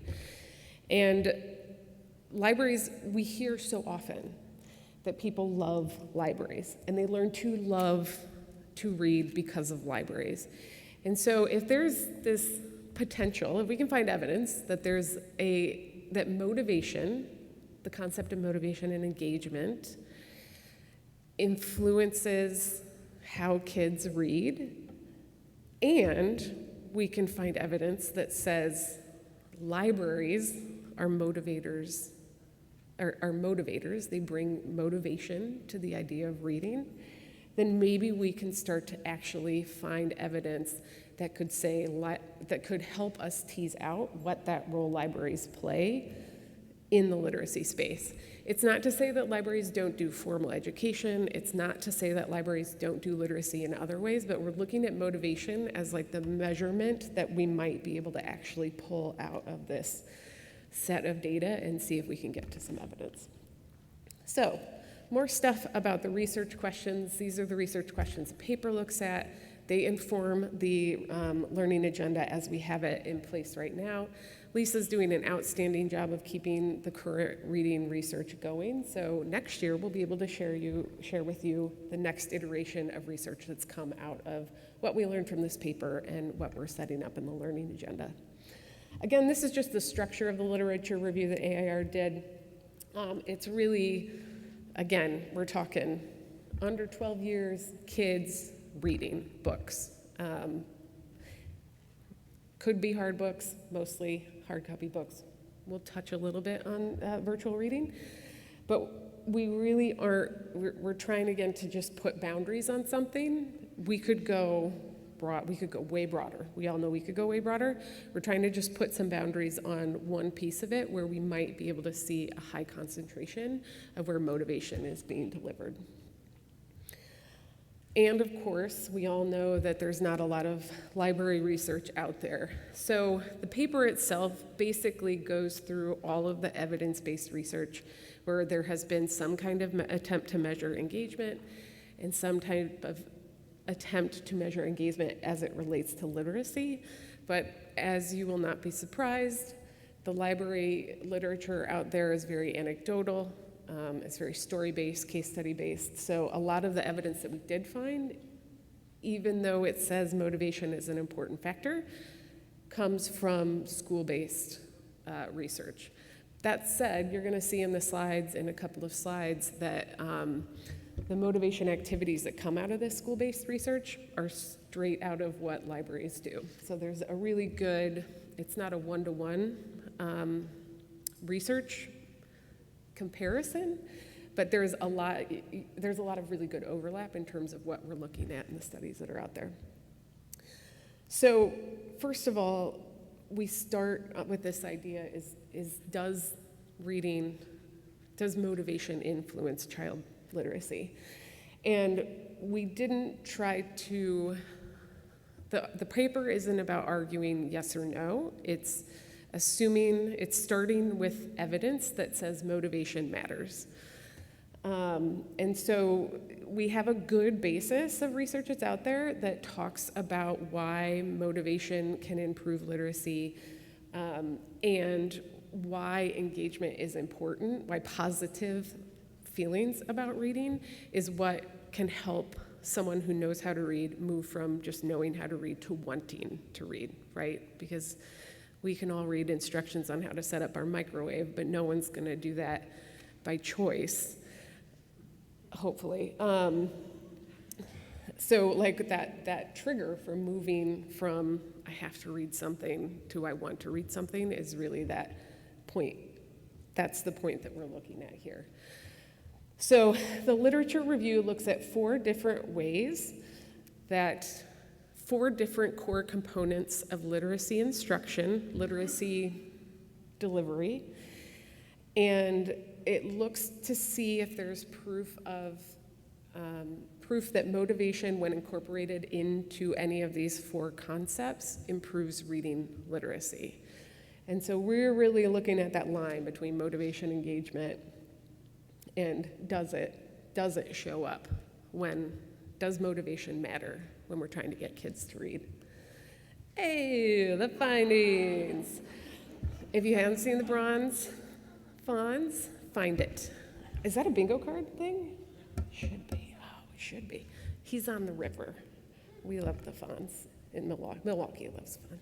Okay, so long story short, motivation matters. It does matter. And again, this shouldn't surprise you, you're in the field, but getting kids to want to read makes them better readers. It takes a want to read combined with literacy development to really see reading performance change. So you're not just gonna sit in school and tell kids that T and H make a th sound, and those kids are gonna go on and be excellent readers. You need something that's gonna motivate them to want to read about things that have the in the sentence. That was a terrible example, sorry. Also, this one's super interesting. So, there are some hypotheses out there that books, you get more books to kids are gonna read more books. If I have a table of 100 books in front of me, and those books alone are the only thing that I have that help me learn how to read or want to read, that would be enough for me to become an avid reader. And what the research says is no, that's not true. You need motivational principles incorporated with those books, because books alone cannot get a child into not competent. They can't move the needle the way we want them to. So everything really is integrated. Again, this should be self-evident to what you're doing. It makes a lot of sense that one activity on its own, standing alone, wouldn't help us get more literate readers, but I am just so fascinated by how motivation shows up in these things. So I'm just going to touch really briefly on these 4 principles. Content-based approaches are the idea, again, that you are putting an English book in front of a child and you're having them read from a textbook, right? That's the content that you're having them read. I don't know what happened to my slides here. They look better. Anyway, sorry. Again, and these are also a lot of non-library studies, but this idea that you're putting narrative content tied to reading instruction content is very compelling and obvious.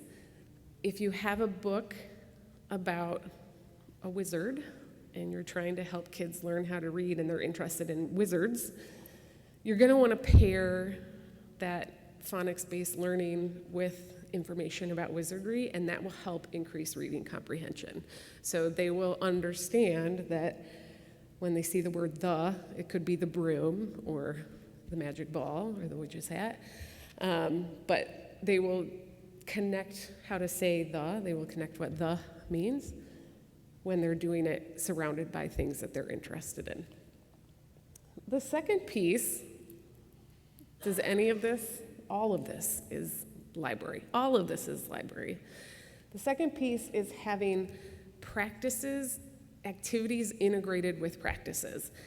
These are all things that you all do, but just having, it's like having wraparound activities that reinforce reading and literacy concepts are what help informal instruction move kids from just reading to want to read. And if you think about it, like there's so much that libraries do in this space with kids, with families, that to pair it with a school project, a program, literacy goals, where the library is bringing this and the school is bringing the formal instruction, like that's just such a powerful way to help with literacy goals. Supportive resources, literacy, reading comprehension, reading performance gets better when you have other types of resources available.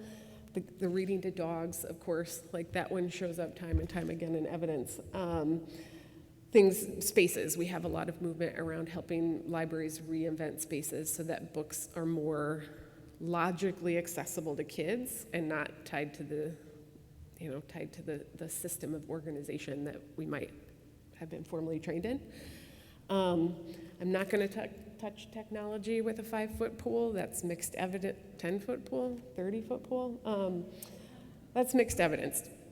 Tech, in some instances, helps with accessibility and helps kids get closer to engaged reading, but we also know there's evidence out there that says it can really harm engaged reading. So when you look at the paper and you see the examples here, you're going to see some mixed results. I should also say the evidence that they lay out in the paper, there's some areas that are stronger than others. And I think that's also really interesting too, where you might say like, oh, I see really clear evidence in the instructional content piece, but we didn't shy away from talking about things that were interesting and compelling, but not fully developed, because if we had to wait on that, we never would have been able to get this paper out the door. Family engagement, if you haven't been screaming family engagement in your head by now, this should lead you to do that, where family engagement, of course, is core to helping improve reading comprehension, help improve kids learning how to read. This is an area that in kind of reflection of how the Lit Review came out and in reflection of what you'll see in the learning questions, it is so critical that we figure out how to incorporate the role of family or caretakers in the reading space in research, because you can't separate those two.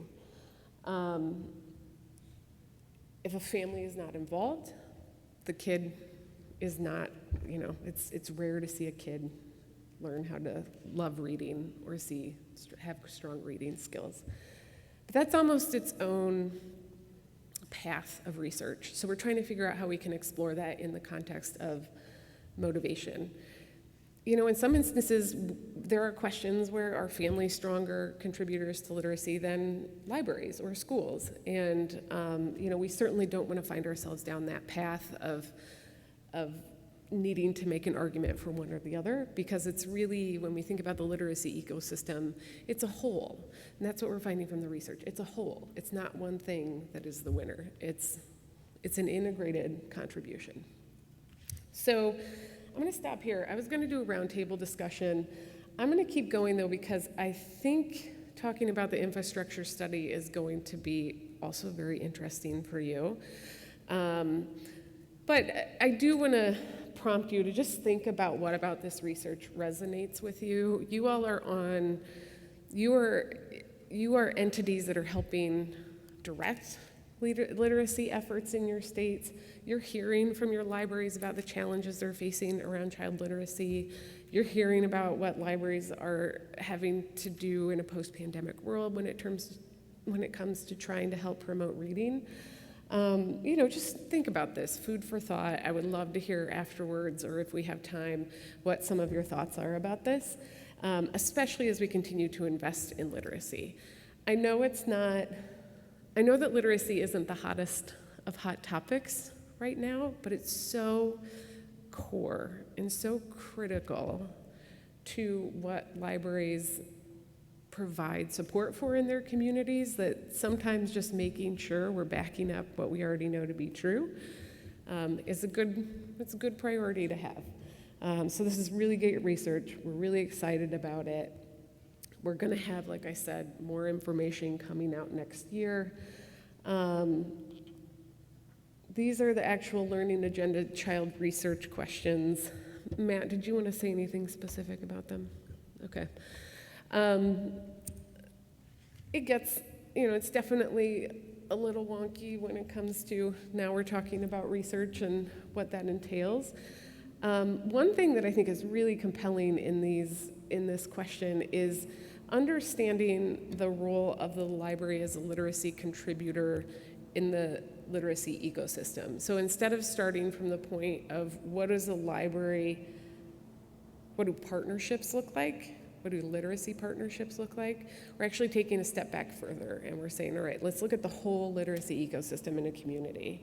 What is the contribution that a library makes in the literacy system, literacy ecosystem? We have other entities out there like the Dolly Parton Imagination Library. We have barbershop books and the laundromats and books.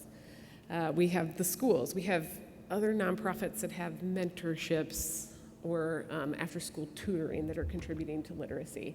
So if we look at all of those, what does the library look like? And hopefully we'll have some really interesting answers to bring with you next year. So come back in a year and we'll tell you. So you can get this online. We'll make sure that we send the link around afterwards.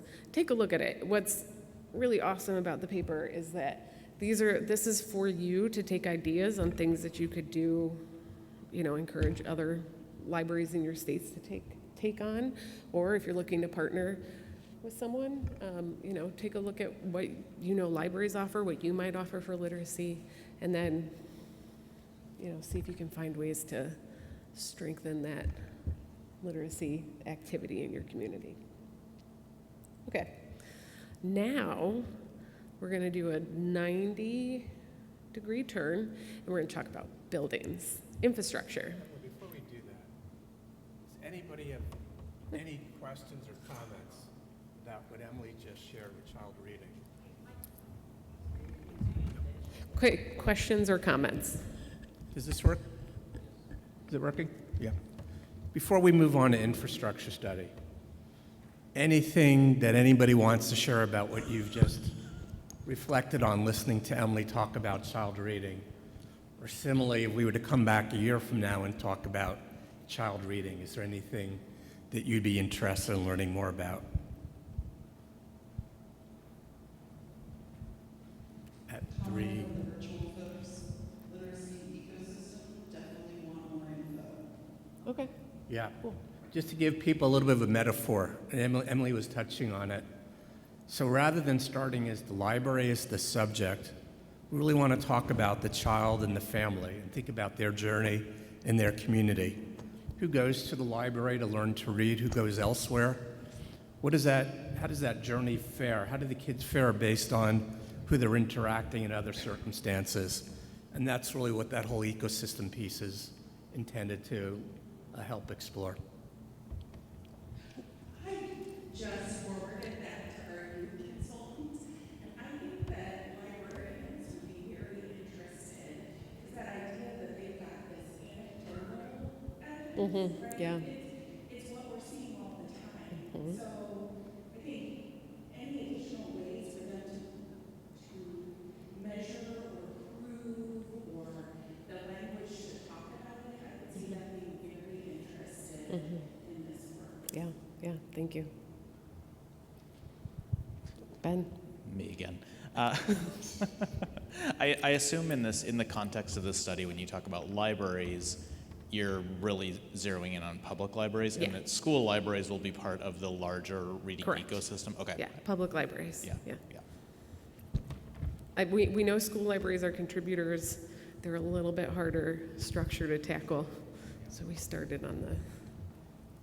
Okay, so for follow-up, Emily and others around for office hours are all around today and tomorrow.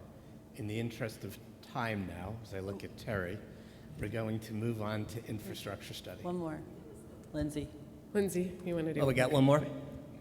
My question, this might go beyond the scope of what you're looking at. I just know that public libraries spend an inordinate amount of time on summer reading programs and a lot of effort. And they're 52 weeks a year. So I think anything that kind of supports a lot of the other aspects and perhaps puts being on the effort and summer reading perspective maybe helpful in terms of just workloads and emphasis. Yeah. Where they should perhaps put their efforts. Yeah. Yeah. And the summer reading they focused on that they got evidence from around motivation was in schools and not in libraries. And that's really interesting because we know libraries measure summer reading. So how can we get to that data better? Okay, I'm going to move on to infrastructure. Research goals of a study are always painful to read on paper. This is me in 2010 doing the Polar Plunge in Madison, or 2008. Okay, so goals of the study. This is a congressionally mandated study looking at the state of infrastructure of public libraries and museums across the United States. The goals that we have outlined here are intended to inform Congress based on what Congress told us they wanted to learn.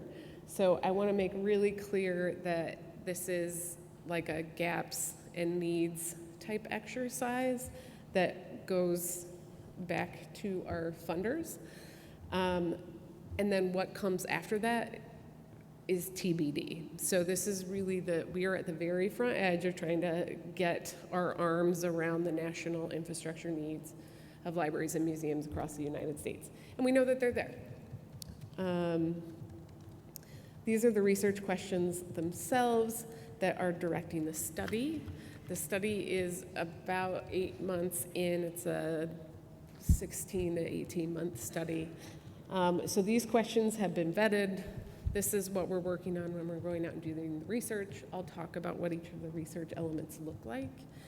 For those of you who were on this end of the room and have feelings of a time when there was funding for infrastructure funds, and for those of you who know that you have construction needs that libraries come to you and ask you about, there are various ways we're trying to get to as much data as we can in this time frame. But really, there are a couple of things that are important to call out here. One is that we're looking at areas of need which are rural, underserved, and disaster-prone communities.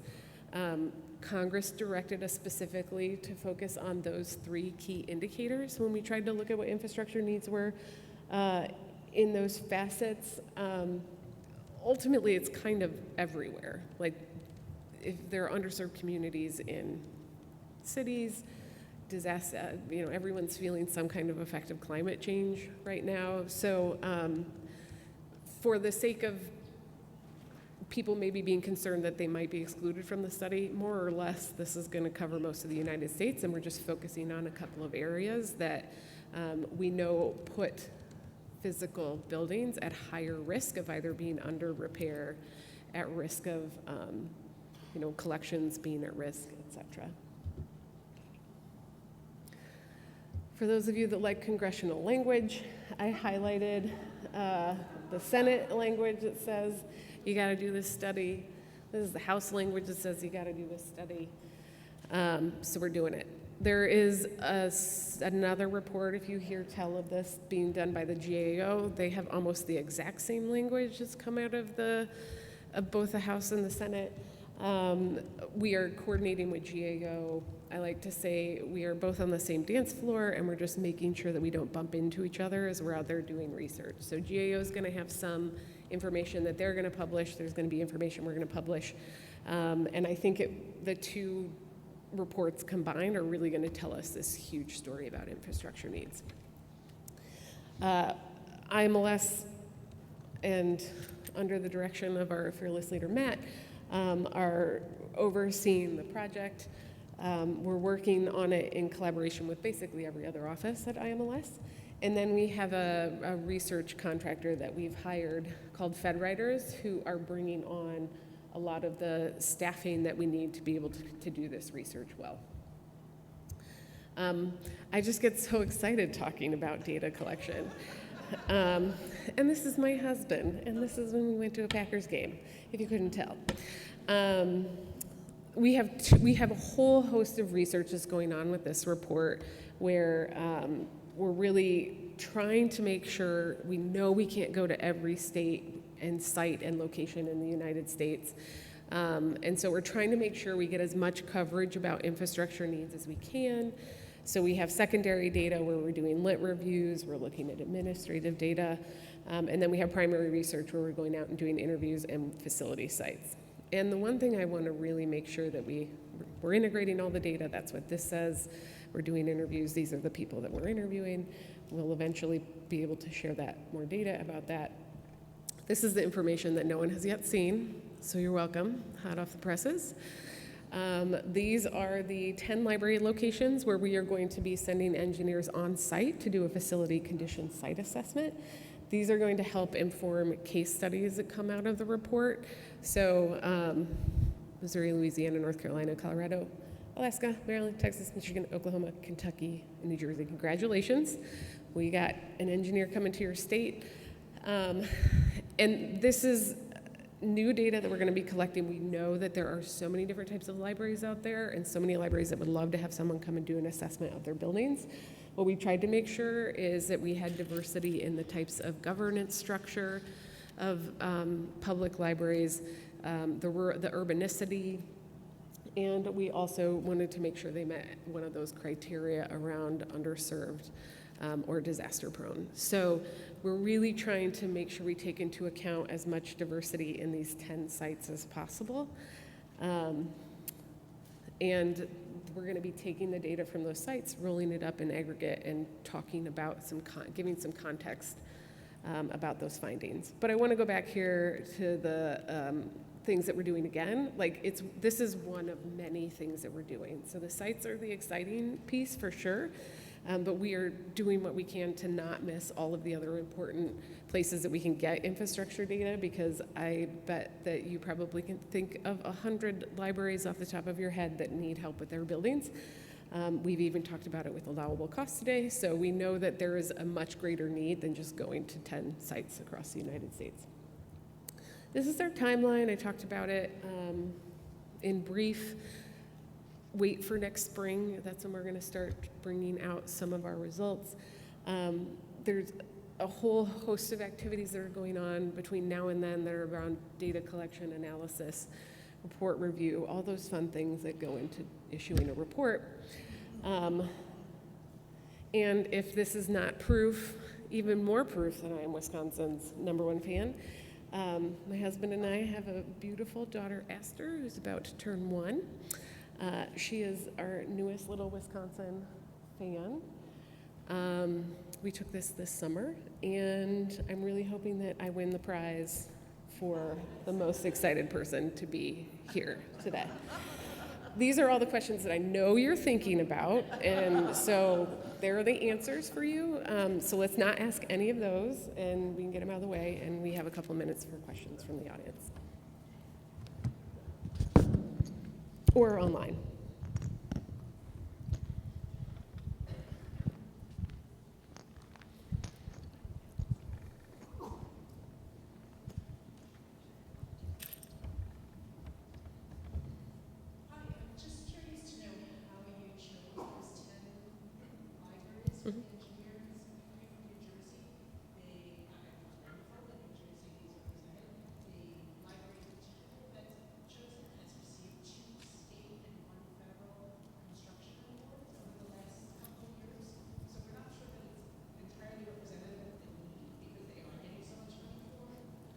Mm-hmm. So we looked, do you want to start? You start, you're in a roll. Okay, all right. So we started with the criteria of underserved, disaster-prone, and rural. Atlantic City is, right on the disaster-prone right? They're significantly disaster prone and underserved. And so what our researchers did was they pulled the list of all the libraries in the United States, they applied those criteria, so they winnowed the list down. And then from that criteria, they developed a rubric of looking at, again, the diversity and governance structure, and then geographic diversity. And from that, they started selecting the pool of libraries. We didn't look at other factors like past awards. We didn't look at other contributors because we knew that there was going to be a big range in, some of these buildings are new, right? But that doesn't mean there aren't needs. I lived in a 2008 townhouse for a while. Like, there's a lot more needs in that house than a 100-year-old house sometimes, right? So it doesn't mean that a newer building doesn't need something. It doesn't mean because they might have money and they might be able to talk about how they're prioritizing investment for that. So it really was around diversity. But certainly if there are things that you want to, we can talk later if you want. We intentionally did not try to account for things, yeah.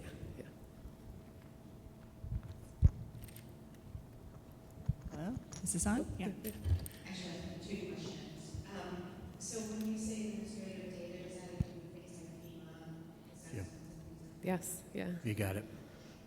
Some of us are administering treasury capital grants and have done a lot of the data collection on what the need is. Are you interested in seeing some of that? Yes. We are, and the folks at GAO are interested as well. Yeah. Yeah, we're looking at, so on the administrative data side, what we're looking at is grant dollars that would go towards infrastructure, and then seeing how much of that goes to libraries or museums, and then seeing what kinds of funding libraries and museums need. FCC, of course, has its little asterisks of, big old E-rate over here. And then we're also looking at IMLS data because what I was thinking about when we were looking at the allowable cost slides, construction is part of infrastructure, but there might be parts of infrastructure that are not construction that we might be able to parse out with an IMLS data, especially within COVID, whoever asked the COVID question, to see like where we have showed up as IMLS in the fringes of the infrastructure space. Okay, Emily. Dina's got the question that's on everybody's mind. I'm going to ask her if she'll ask it again.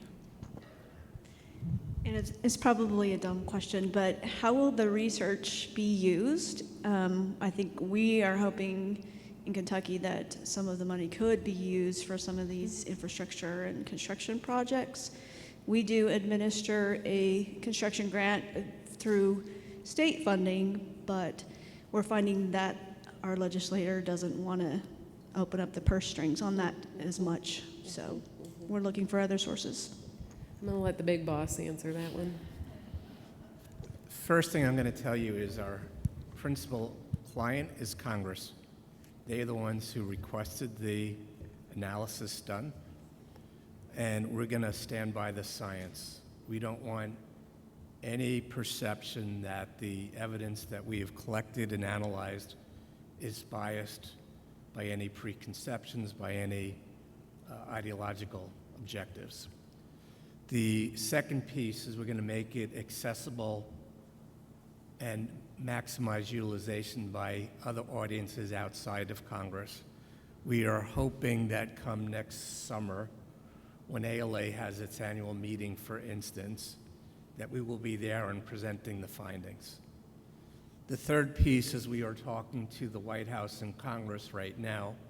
We are, in our own agency's interests of being worried about unfunded mandates, we are very much talking about what this study itself can't answer and why there'll be additional demands for follow-up research. The last part is in terms of making it accessible is we hope to be making the report and data available in multiple ways, including trying to make sure that when GAO releases its report, that the two reports will be able to read well together. Well said. Okay, all right. Oh, we have one last question, and then we'll wrap it up. Just a quick question. So we do in Pennsylvania have construction money accounts that are directly for libraries or somewhere. And that advisor has been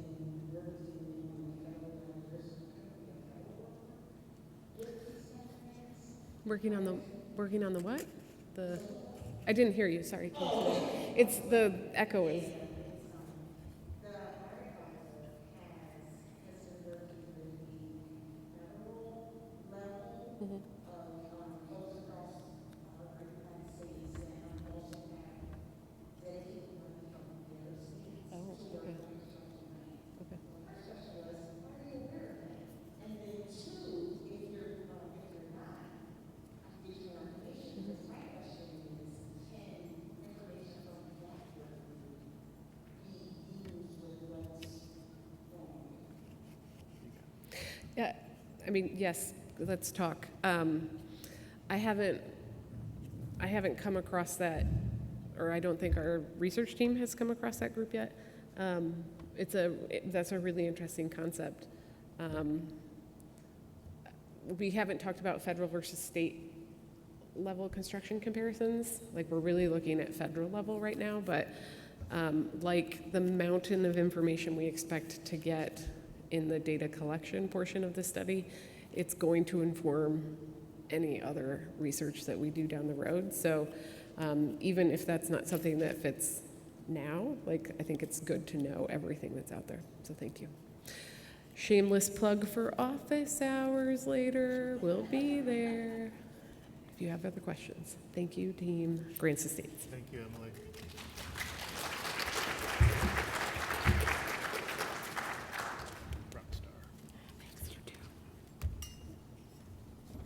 Okay, Matt and I have a challenge, which is we're going to take our 15-minute presentation and see if we can do it in 8. Matt, are you up for the challenge? Yeah, Let's do it. I would be betting against me, but go ahead. Okay, Matt's going to start us off. Do you want to stand here? What are we going to do? Yeah, sure. Okay.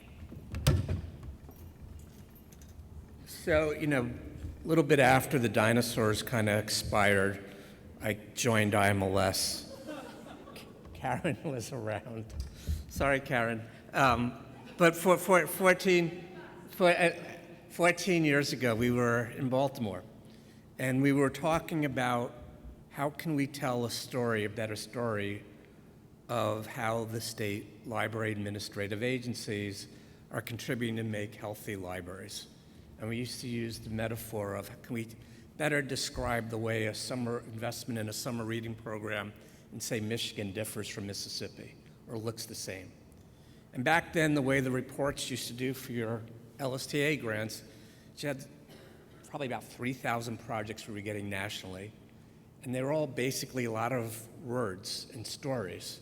And it made it really hard to tell a national story. So the whole SPR, dense, comprehensive, but it's also structured so that we can tell stories about where the dollars go and what it looks like for state libraries and the other libraries within those states and territories. And so we built it out over 4 years, and it was this federal partnership that we had like 15 states who were partnering us, piloting, coaching others, and we kind of kept building on it. And it's kind of the big picture. We want to talk a little bit today about that big picture and about what we might want to be looking at different. Talk a little bit about some of the things and also some of the things that happened compared to last year. And I'm also one who spent a lot of time in Wisconsin, and at 4 or 5 p.m. I used to teach in Madison and Oshkosh, and I had great, fascinating classes on statistics and experimental designs. So we used to run the hypothesis of what would put you to sleep more effectively at this time of day, Ambien or me. So you know, that's going to be the big pictures. But on the bottom right, we've got Leon's Custard about 4 miles from here, also in Oshkosh, where I went maybe two times. The far left, is that Taliesin? Yeah, so that's, you know, if you can go about 2 hours to the west and the southwest, that hour west of Madison, right in the prairie, is where Frank Lloyd Wright had his first architectural school, and, you know, one of the great architectural planning giants of the world. And in the center, we're looking at about 45 minutes to the northwest of here, an area called Huracan Marsh, which for those of you who like cranes and other amazing birds in this really fascinating migration path corridor here, the Huracan Marsh is just an amazing place, particularly this time of year. So, back to you, Terry. I'm gonna give you the lightning round of my slides. So this is what Matt was describing. Also, tell us about this slide, this picture slide. Yeah, so about 2 hours north of here in Hayward, Wisconsin, there is an international race of cross-country skiers every year, snow permitting, called the Birkenbier. And the Birkenbier has got literally tens of thousands of people, from the most elite racers who we see in the Olympics to just people, everyday people who really going to make the adventure, like doing a marathon or a century bike ride. This is kind of one of the rituals for Wisconsin winters, is the Birkenbier. Nice. So yeah, last year we had a long conversation with you. We talked about these principles for engagement, which you've seen a little bit on Clifton's slides. We heard a lot of what you had in terms of feedback last year, and we have started to implement some enhancements in the system. I want to thank all the states that have been giving us feedback, and tell you that we're still working on the preparatory work for the multi-factor authentication, which is going to be login.gov. But the real story, and so these are just, yes, also Wisconsin-related things. Madison Bowles is actually drinking a Sprecker's root beer as we speak. And if you'd like to visit Door County or Wisconsin Dells, I'm sure our Chamber of Commerce could tell you all about it here. But for the big picture of what's been happening since last year, it's really, we're getting the system back to good. We got a new developer who is very, very competent, and after he started looking under the hood, there was a lot of stuff that needed fixing. You have also helped us identify a lot of stuff that needed fixing. So for better or for worse, that's where last year's energies were going. We still have all of your feedback logged. We're hoping to make more progress on it. And we thank you for your patience in working with us on all of these little fixes and bugs. Some of the new SPR enhancements that we are thinking about, just a preview of hopes and dreams. We do know that the beneficiary age ranges in our SPR don't align perfectly with PLS data or the SLAA survey data, and we want to align those eventually. We do want to lock down the dual user thing in other parts of the SPR where data loss could happen, like the site visit checklist. We want to potentially implement data validation at a more discrete level in the SPR, increased file size, and possible public view inclusion of additional materials. So coming soon. And then login.gov has not been forgotten. It's just we had to back burner it for all that other stuff on the slide. So we're going to start to message you when this is coming, and we're going to do it in phases. So it's not going to be like a switch flipping overnight. We're going to give you a warning like it's coming. Here you can preview it in our test system. Okay guys, it's coming, but you've still got a little grace period if you still want to use your passwords. And then phase 3, the switch is flipping. And so if you have subrecipients that are actively engaging in the SPR, we want you to, at that point, start messaging with them as well. So we're going to send you more stuff on this. That is the coming soon. But this is like the treat at the end of the day. Matt has the treat slide. Yeah, so we're back on frozen custard, which is going to be a theme for the day. And then we got some fried cheese curds to the right. Okay, if you go back 10 years in time, we're just rolling out the SPR. We're in this type of meeting. We're doing all the training, get everybody ready to do it. We were also getting ready to start launching the last part of the SPR, which was surveying of beneficiaries. And we knew we weren't going to require it for every project. If you were procuring a piece, there really wasn't much sense of going ahead and surveying somebody. But if by contrast you were doing some programming of maybe a certain target audience, maybe it really would make sense to see how was that touching that audience. And that idea made a lot of, not specific to grants to states for libraries, did it make sense for this particular program, but it reflected about 40 years of interest in public and philanthropic investments. People, taxpayers or philanthropists who are paying for these services, they want to know what's the returns on investment. So if we're going to be spending these types of hundreds of millions of dollars for libraries using federal taxpayer dollars, what's the outcome? So the intent here was, where it made sense, could we start to survey beneficiaries? And we knew it was happening outside the library sector. We also knew outside of IMLS that the Public Library Association was working with a number of libraries to start doing the same thing. And 10 years ago, Emily, she didn't show us the photo today, but she was wearing that hat in terms of developing project outcome for Public Library Association. So when we were in this conversation 10 years ago, it wasn't so much, should we do this surveying, but how can we do it in a way that really limits the burden for those public libraries who are getting the formula grant dollars from the SLAA through IMLS and also participating in project outcomes. So we aligned it so people weren't having to do two separate surveys, be the same type of survey.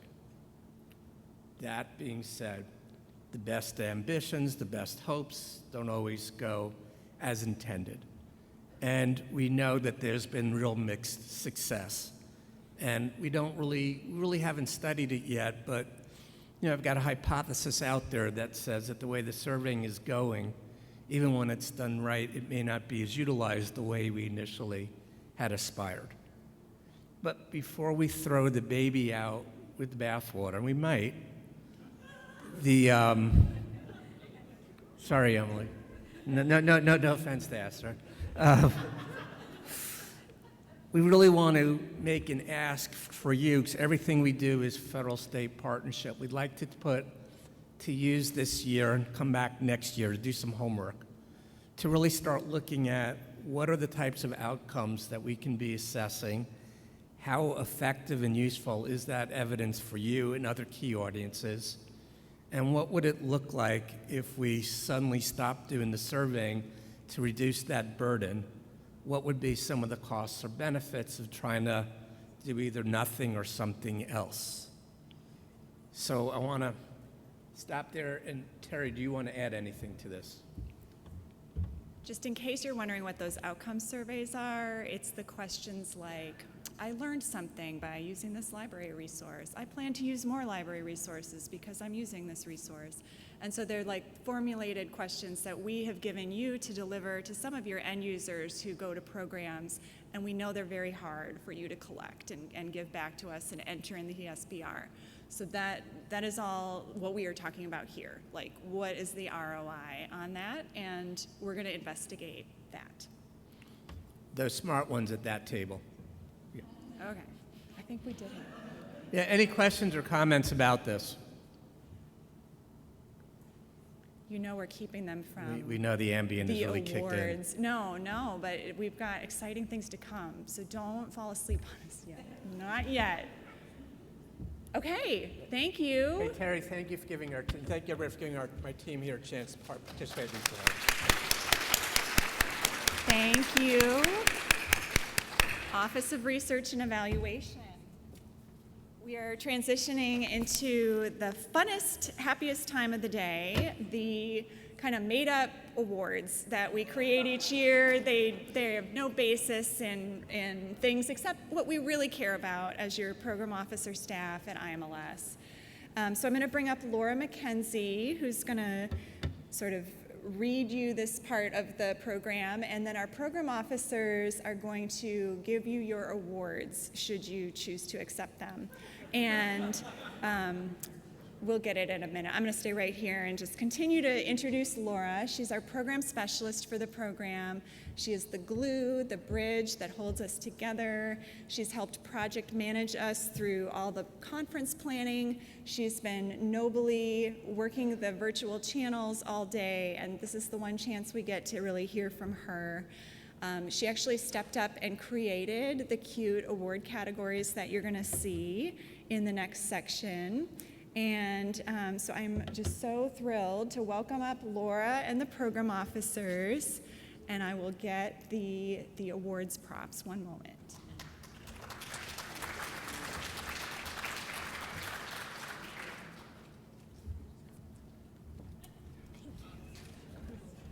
Just want to say, it's a cheese platter.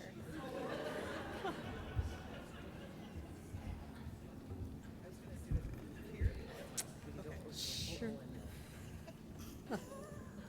All right. Well, before I kick off the official awards portion, I just wanted to remind everybody that we have our office hours here in this room after this session. And if you had any parking lot questions, please feel free to put them on the easel. And don't forget the peer-to-peer appreciation wall, which we'll also revisit tomorrow. And now for the fun part. So every year we really look forward to celebrating all of you here based on different achievements. And we know that several of our recipients are joining us virtually, so we will recognize you as well. You won't be able to come up and get a picture and a certificate, but I will email you your certificate after the conference. And so we have some certificates, cheese stress balls for each awardee. And we'd love, if you're here in person, if you stayed at the front of the room for a picture. And in keeping with our Wisconsin theme, we will kick it off with the Sharp Cheddars Award. This recognizes those who did their earliest FY 2023 interim FFR submission. And we'll start with Madison's portfolio, North Carolina.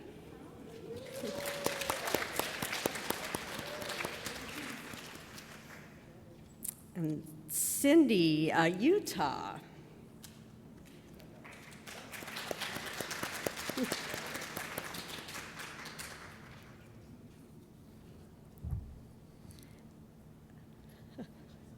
And Dennis, we have New Mexico, and I know that they are joining us virtually, so congratulations.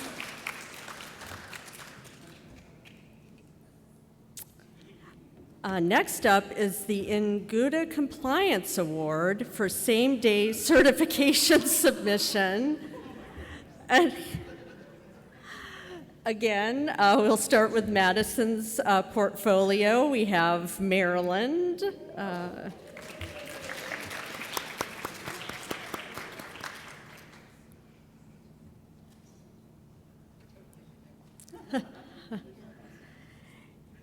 And Maine, I know they are also joining us virtually. Congratulations. Michigan, and we have a couple in person, and Michelle Bradley is virtual.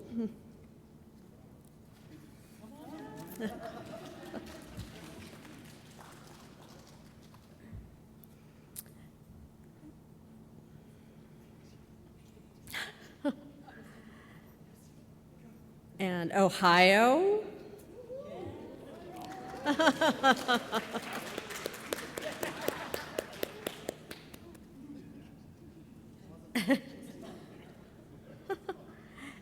And Puerto Rico. Yeah.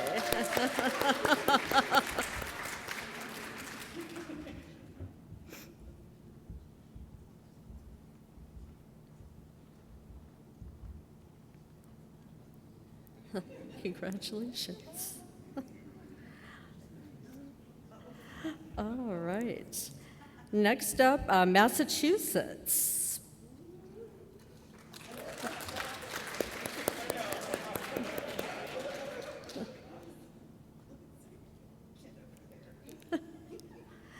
Oklahoma.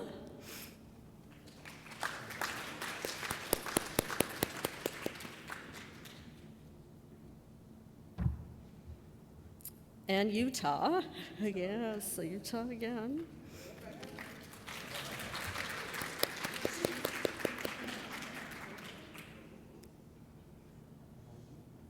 All right.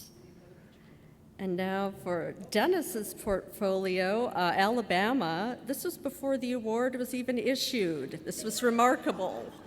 Thank you. And they are joining us virtually, so congratulations. And we also have Pennsylvania.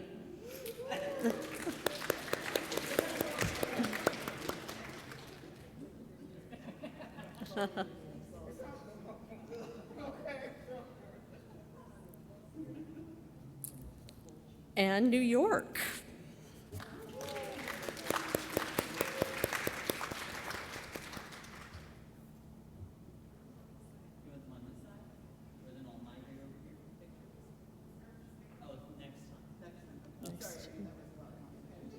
All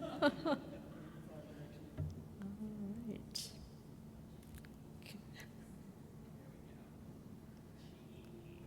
This is not. Oh.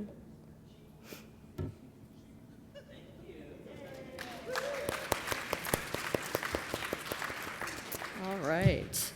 This is our largest category, which is the Greatest Spenders Award, acknowledging ARPA spending down to the penny. Let's kick it off with Connecticut.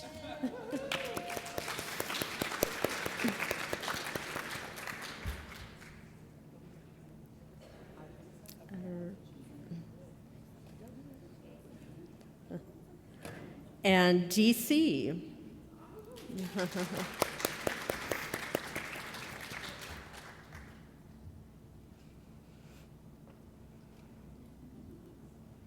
Hawaii.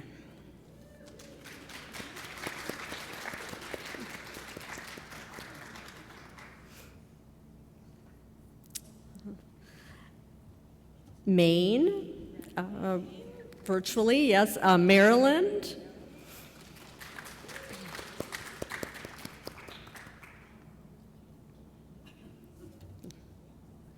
Michigan.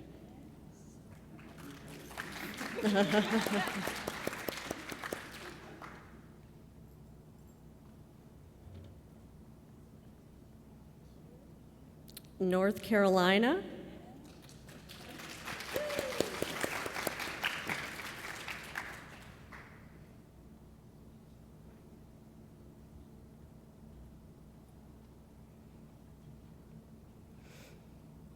Ohio.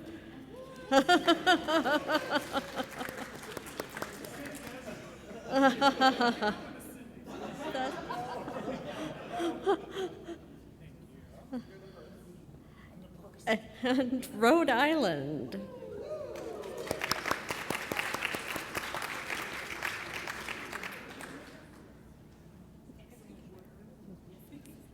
Yes. All right, now we have Colorado, who is with us virtually, Georgia, who is also with us virtually, Kansas.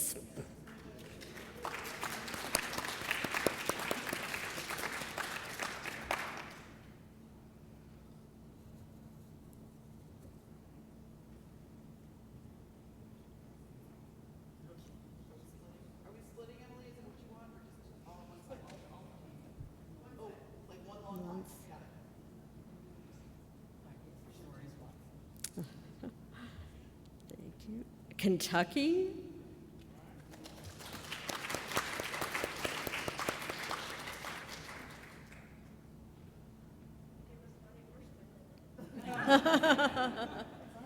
That's Massachusetts.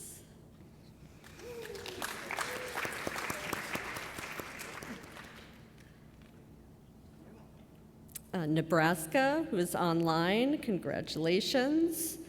Nevada. Sula.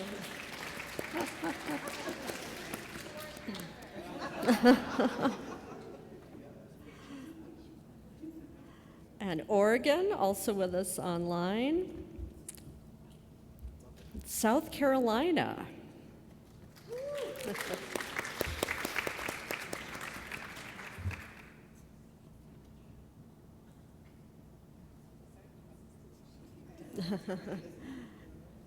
Utah.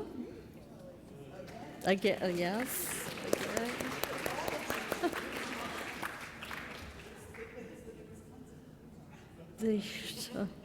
Vermont.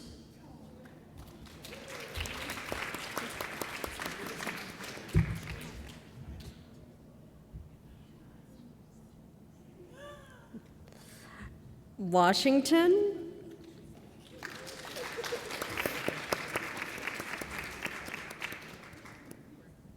And Wyoming.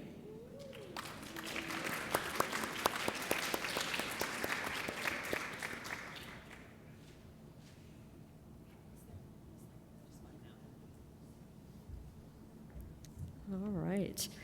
And Alabama, hello virtually, congratulations. Arkansas.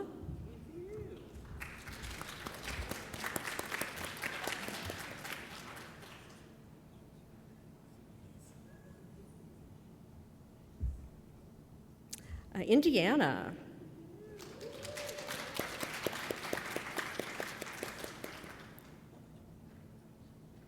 Iowa.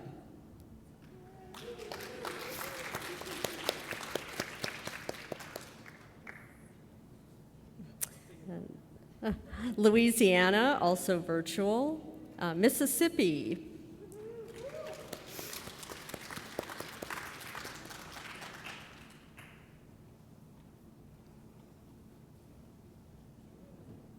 And Montana.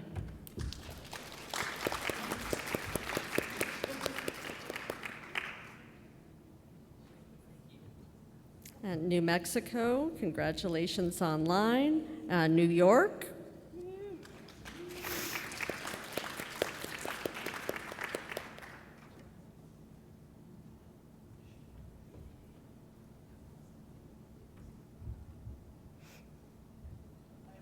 And Pennsylvania.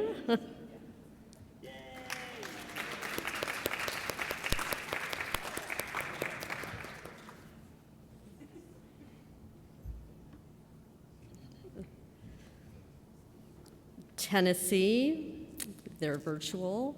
West Virginia.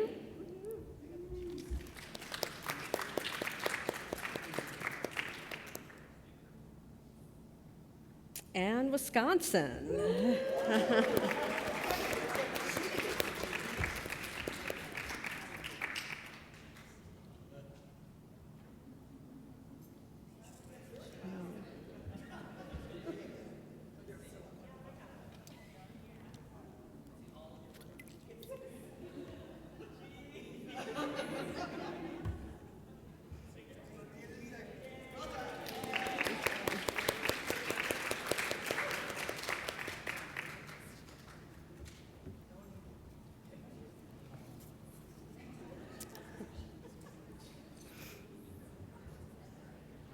All right, our next category is the Big Cheese People's Choice Awards.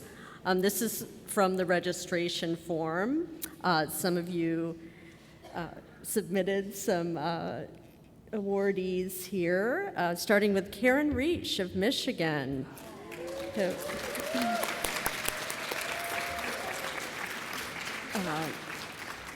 She was nominated by Dina Ratliff Warren, who said, always willing to help answer questions and share her time and talents. She was also nominated by Maura Walsh and Erica McCormick. Erica said, Karen always contributes a response to the listserv and has good suggestions. I keep my LSTAC messages to go back and see what she says about a certain topic. Congratulations. And next we have Sue Lynn Jones of Nevada.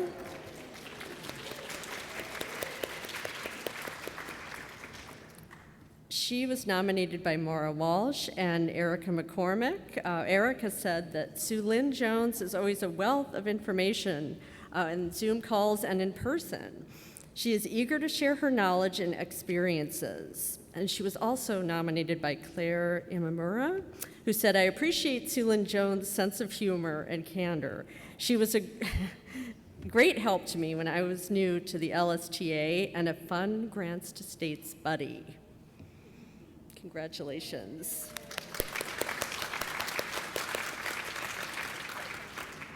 And Mara Walsh of New Jersey is also nominated.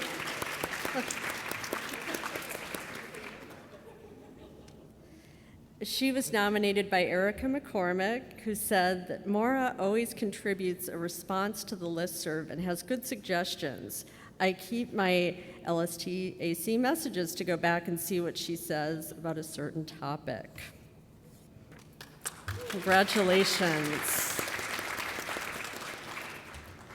And I also wanted to recognize a couple of nominees who are not here in person, but Terry Taylor was nominated by you, Maura Walsh. We do have a certificate for you to take home to her. And Michelle Killian, formerly of California, was nominated by Amanda Gammon, who said she helps support the LSTA program team daily, is always thinking about how to best help LSTA awardees, and is a great advocate for California's libraries. And we have a certificate, Amanda, that you can take home to Michelle. And then Rachel Cook, formerly of Utah, she was nominated by Shannon Furlow of Georgia, who said, I know she's not an LSTA coordinator anymore, but she was super helpful to me this last year.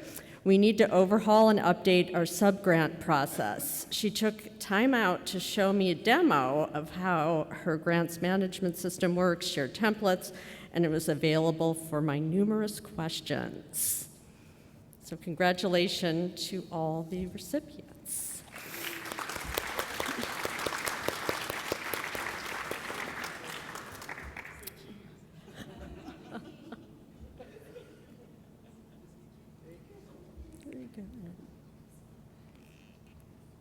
And last but certainly not least, we wanted to recognize all of you. I mean, there are so many things here to recognize. For example, a full wrap-up of ARPA, including CARES and ARPA interviews, SPR goal updates, closeout of the 2018 to 2022 cycle. We also appreciate how many of you shared press releases and news about your projects. And there were so many strong site visits this year: Arkansas, Colorado, Delaware, Iowa, Hawaii, Kansas, Maine, Mississippi, Montana, Nevada, North Carolina, South Carolina, and Wisconsin. And that formally concludes our recognition event.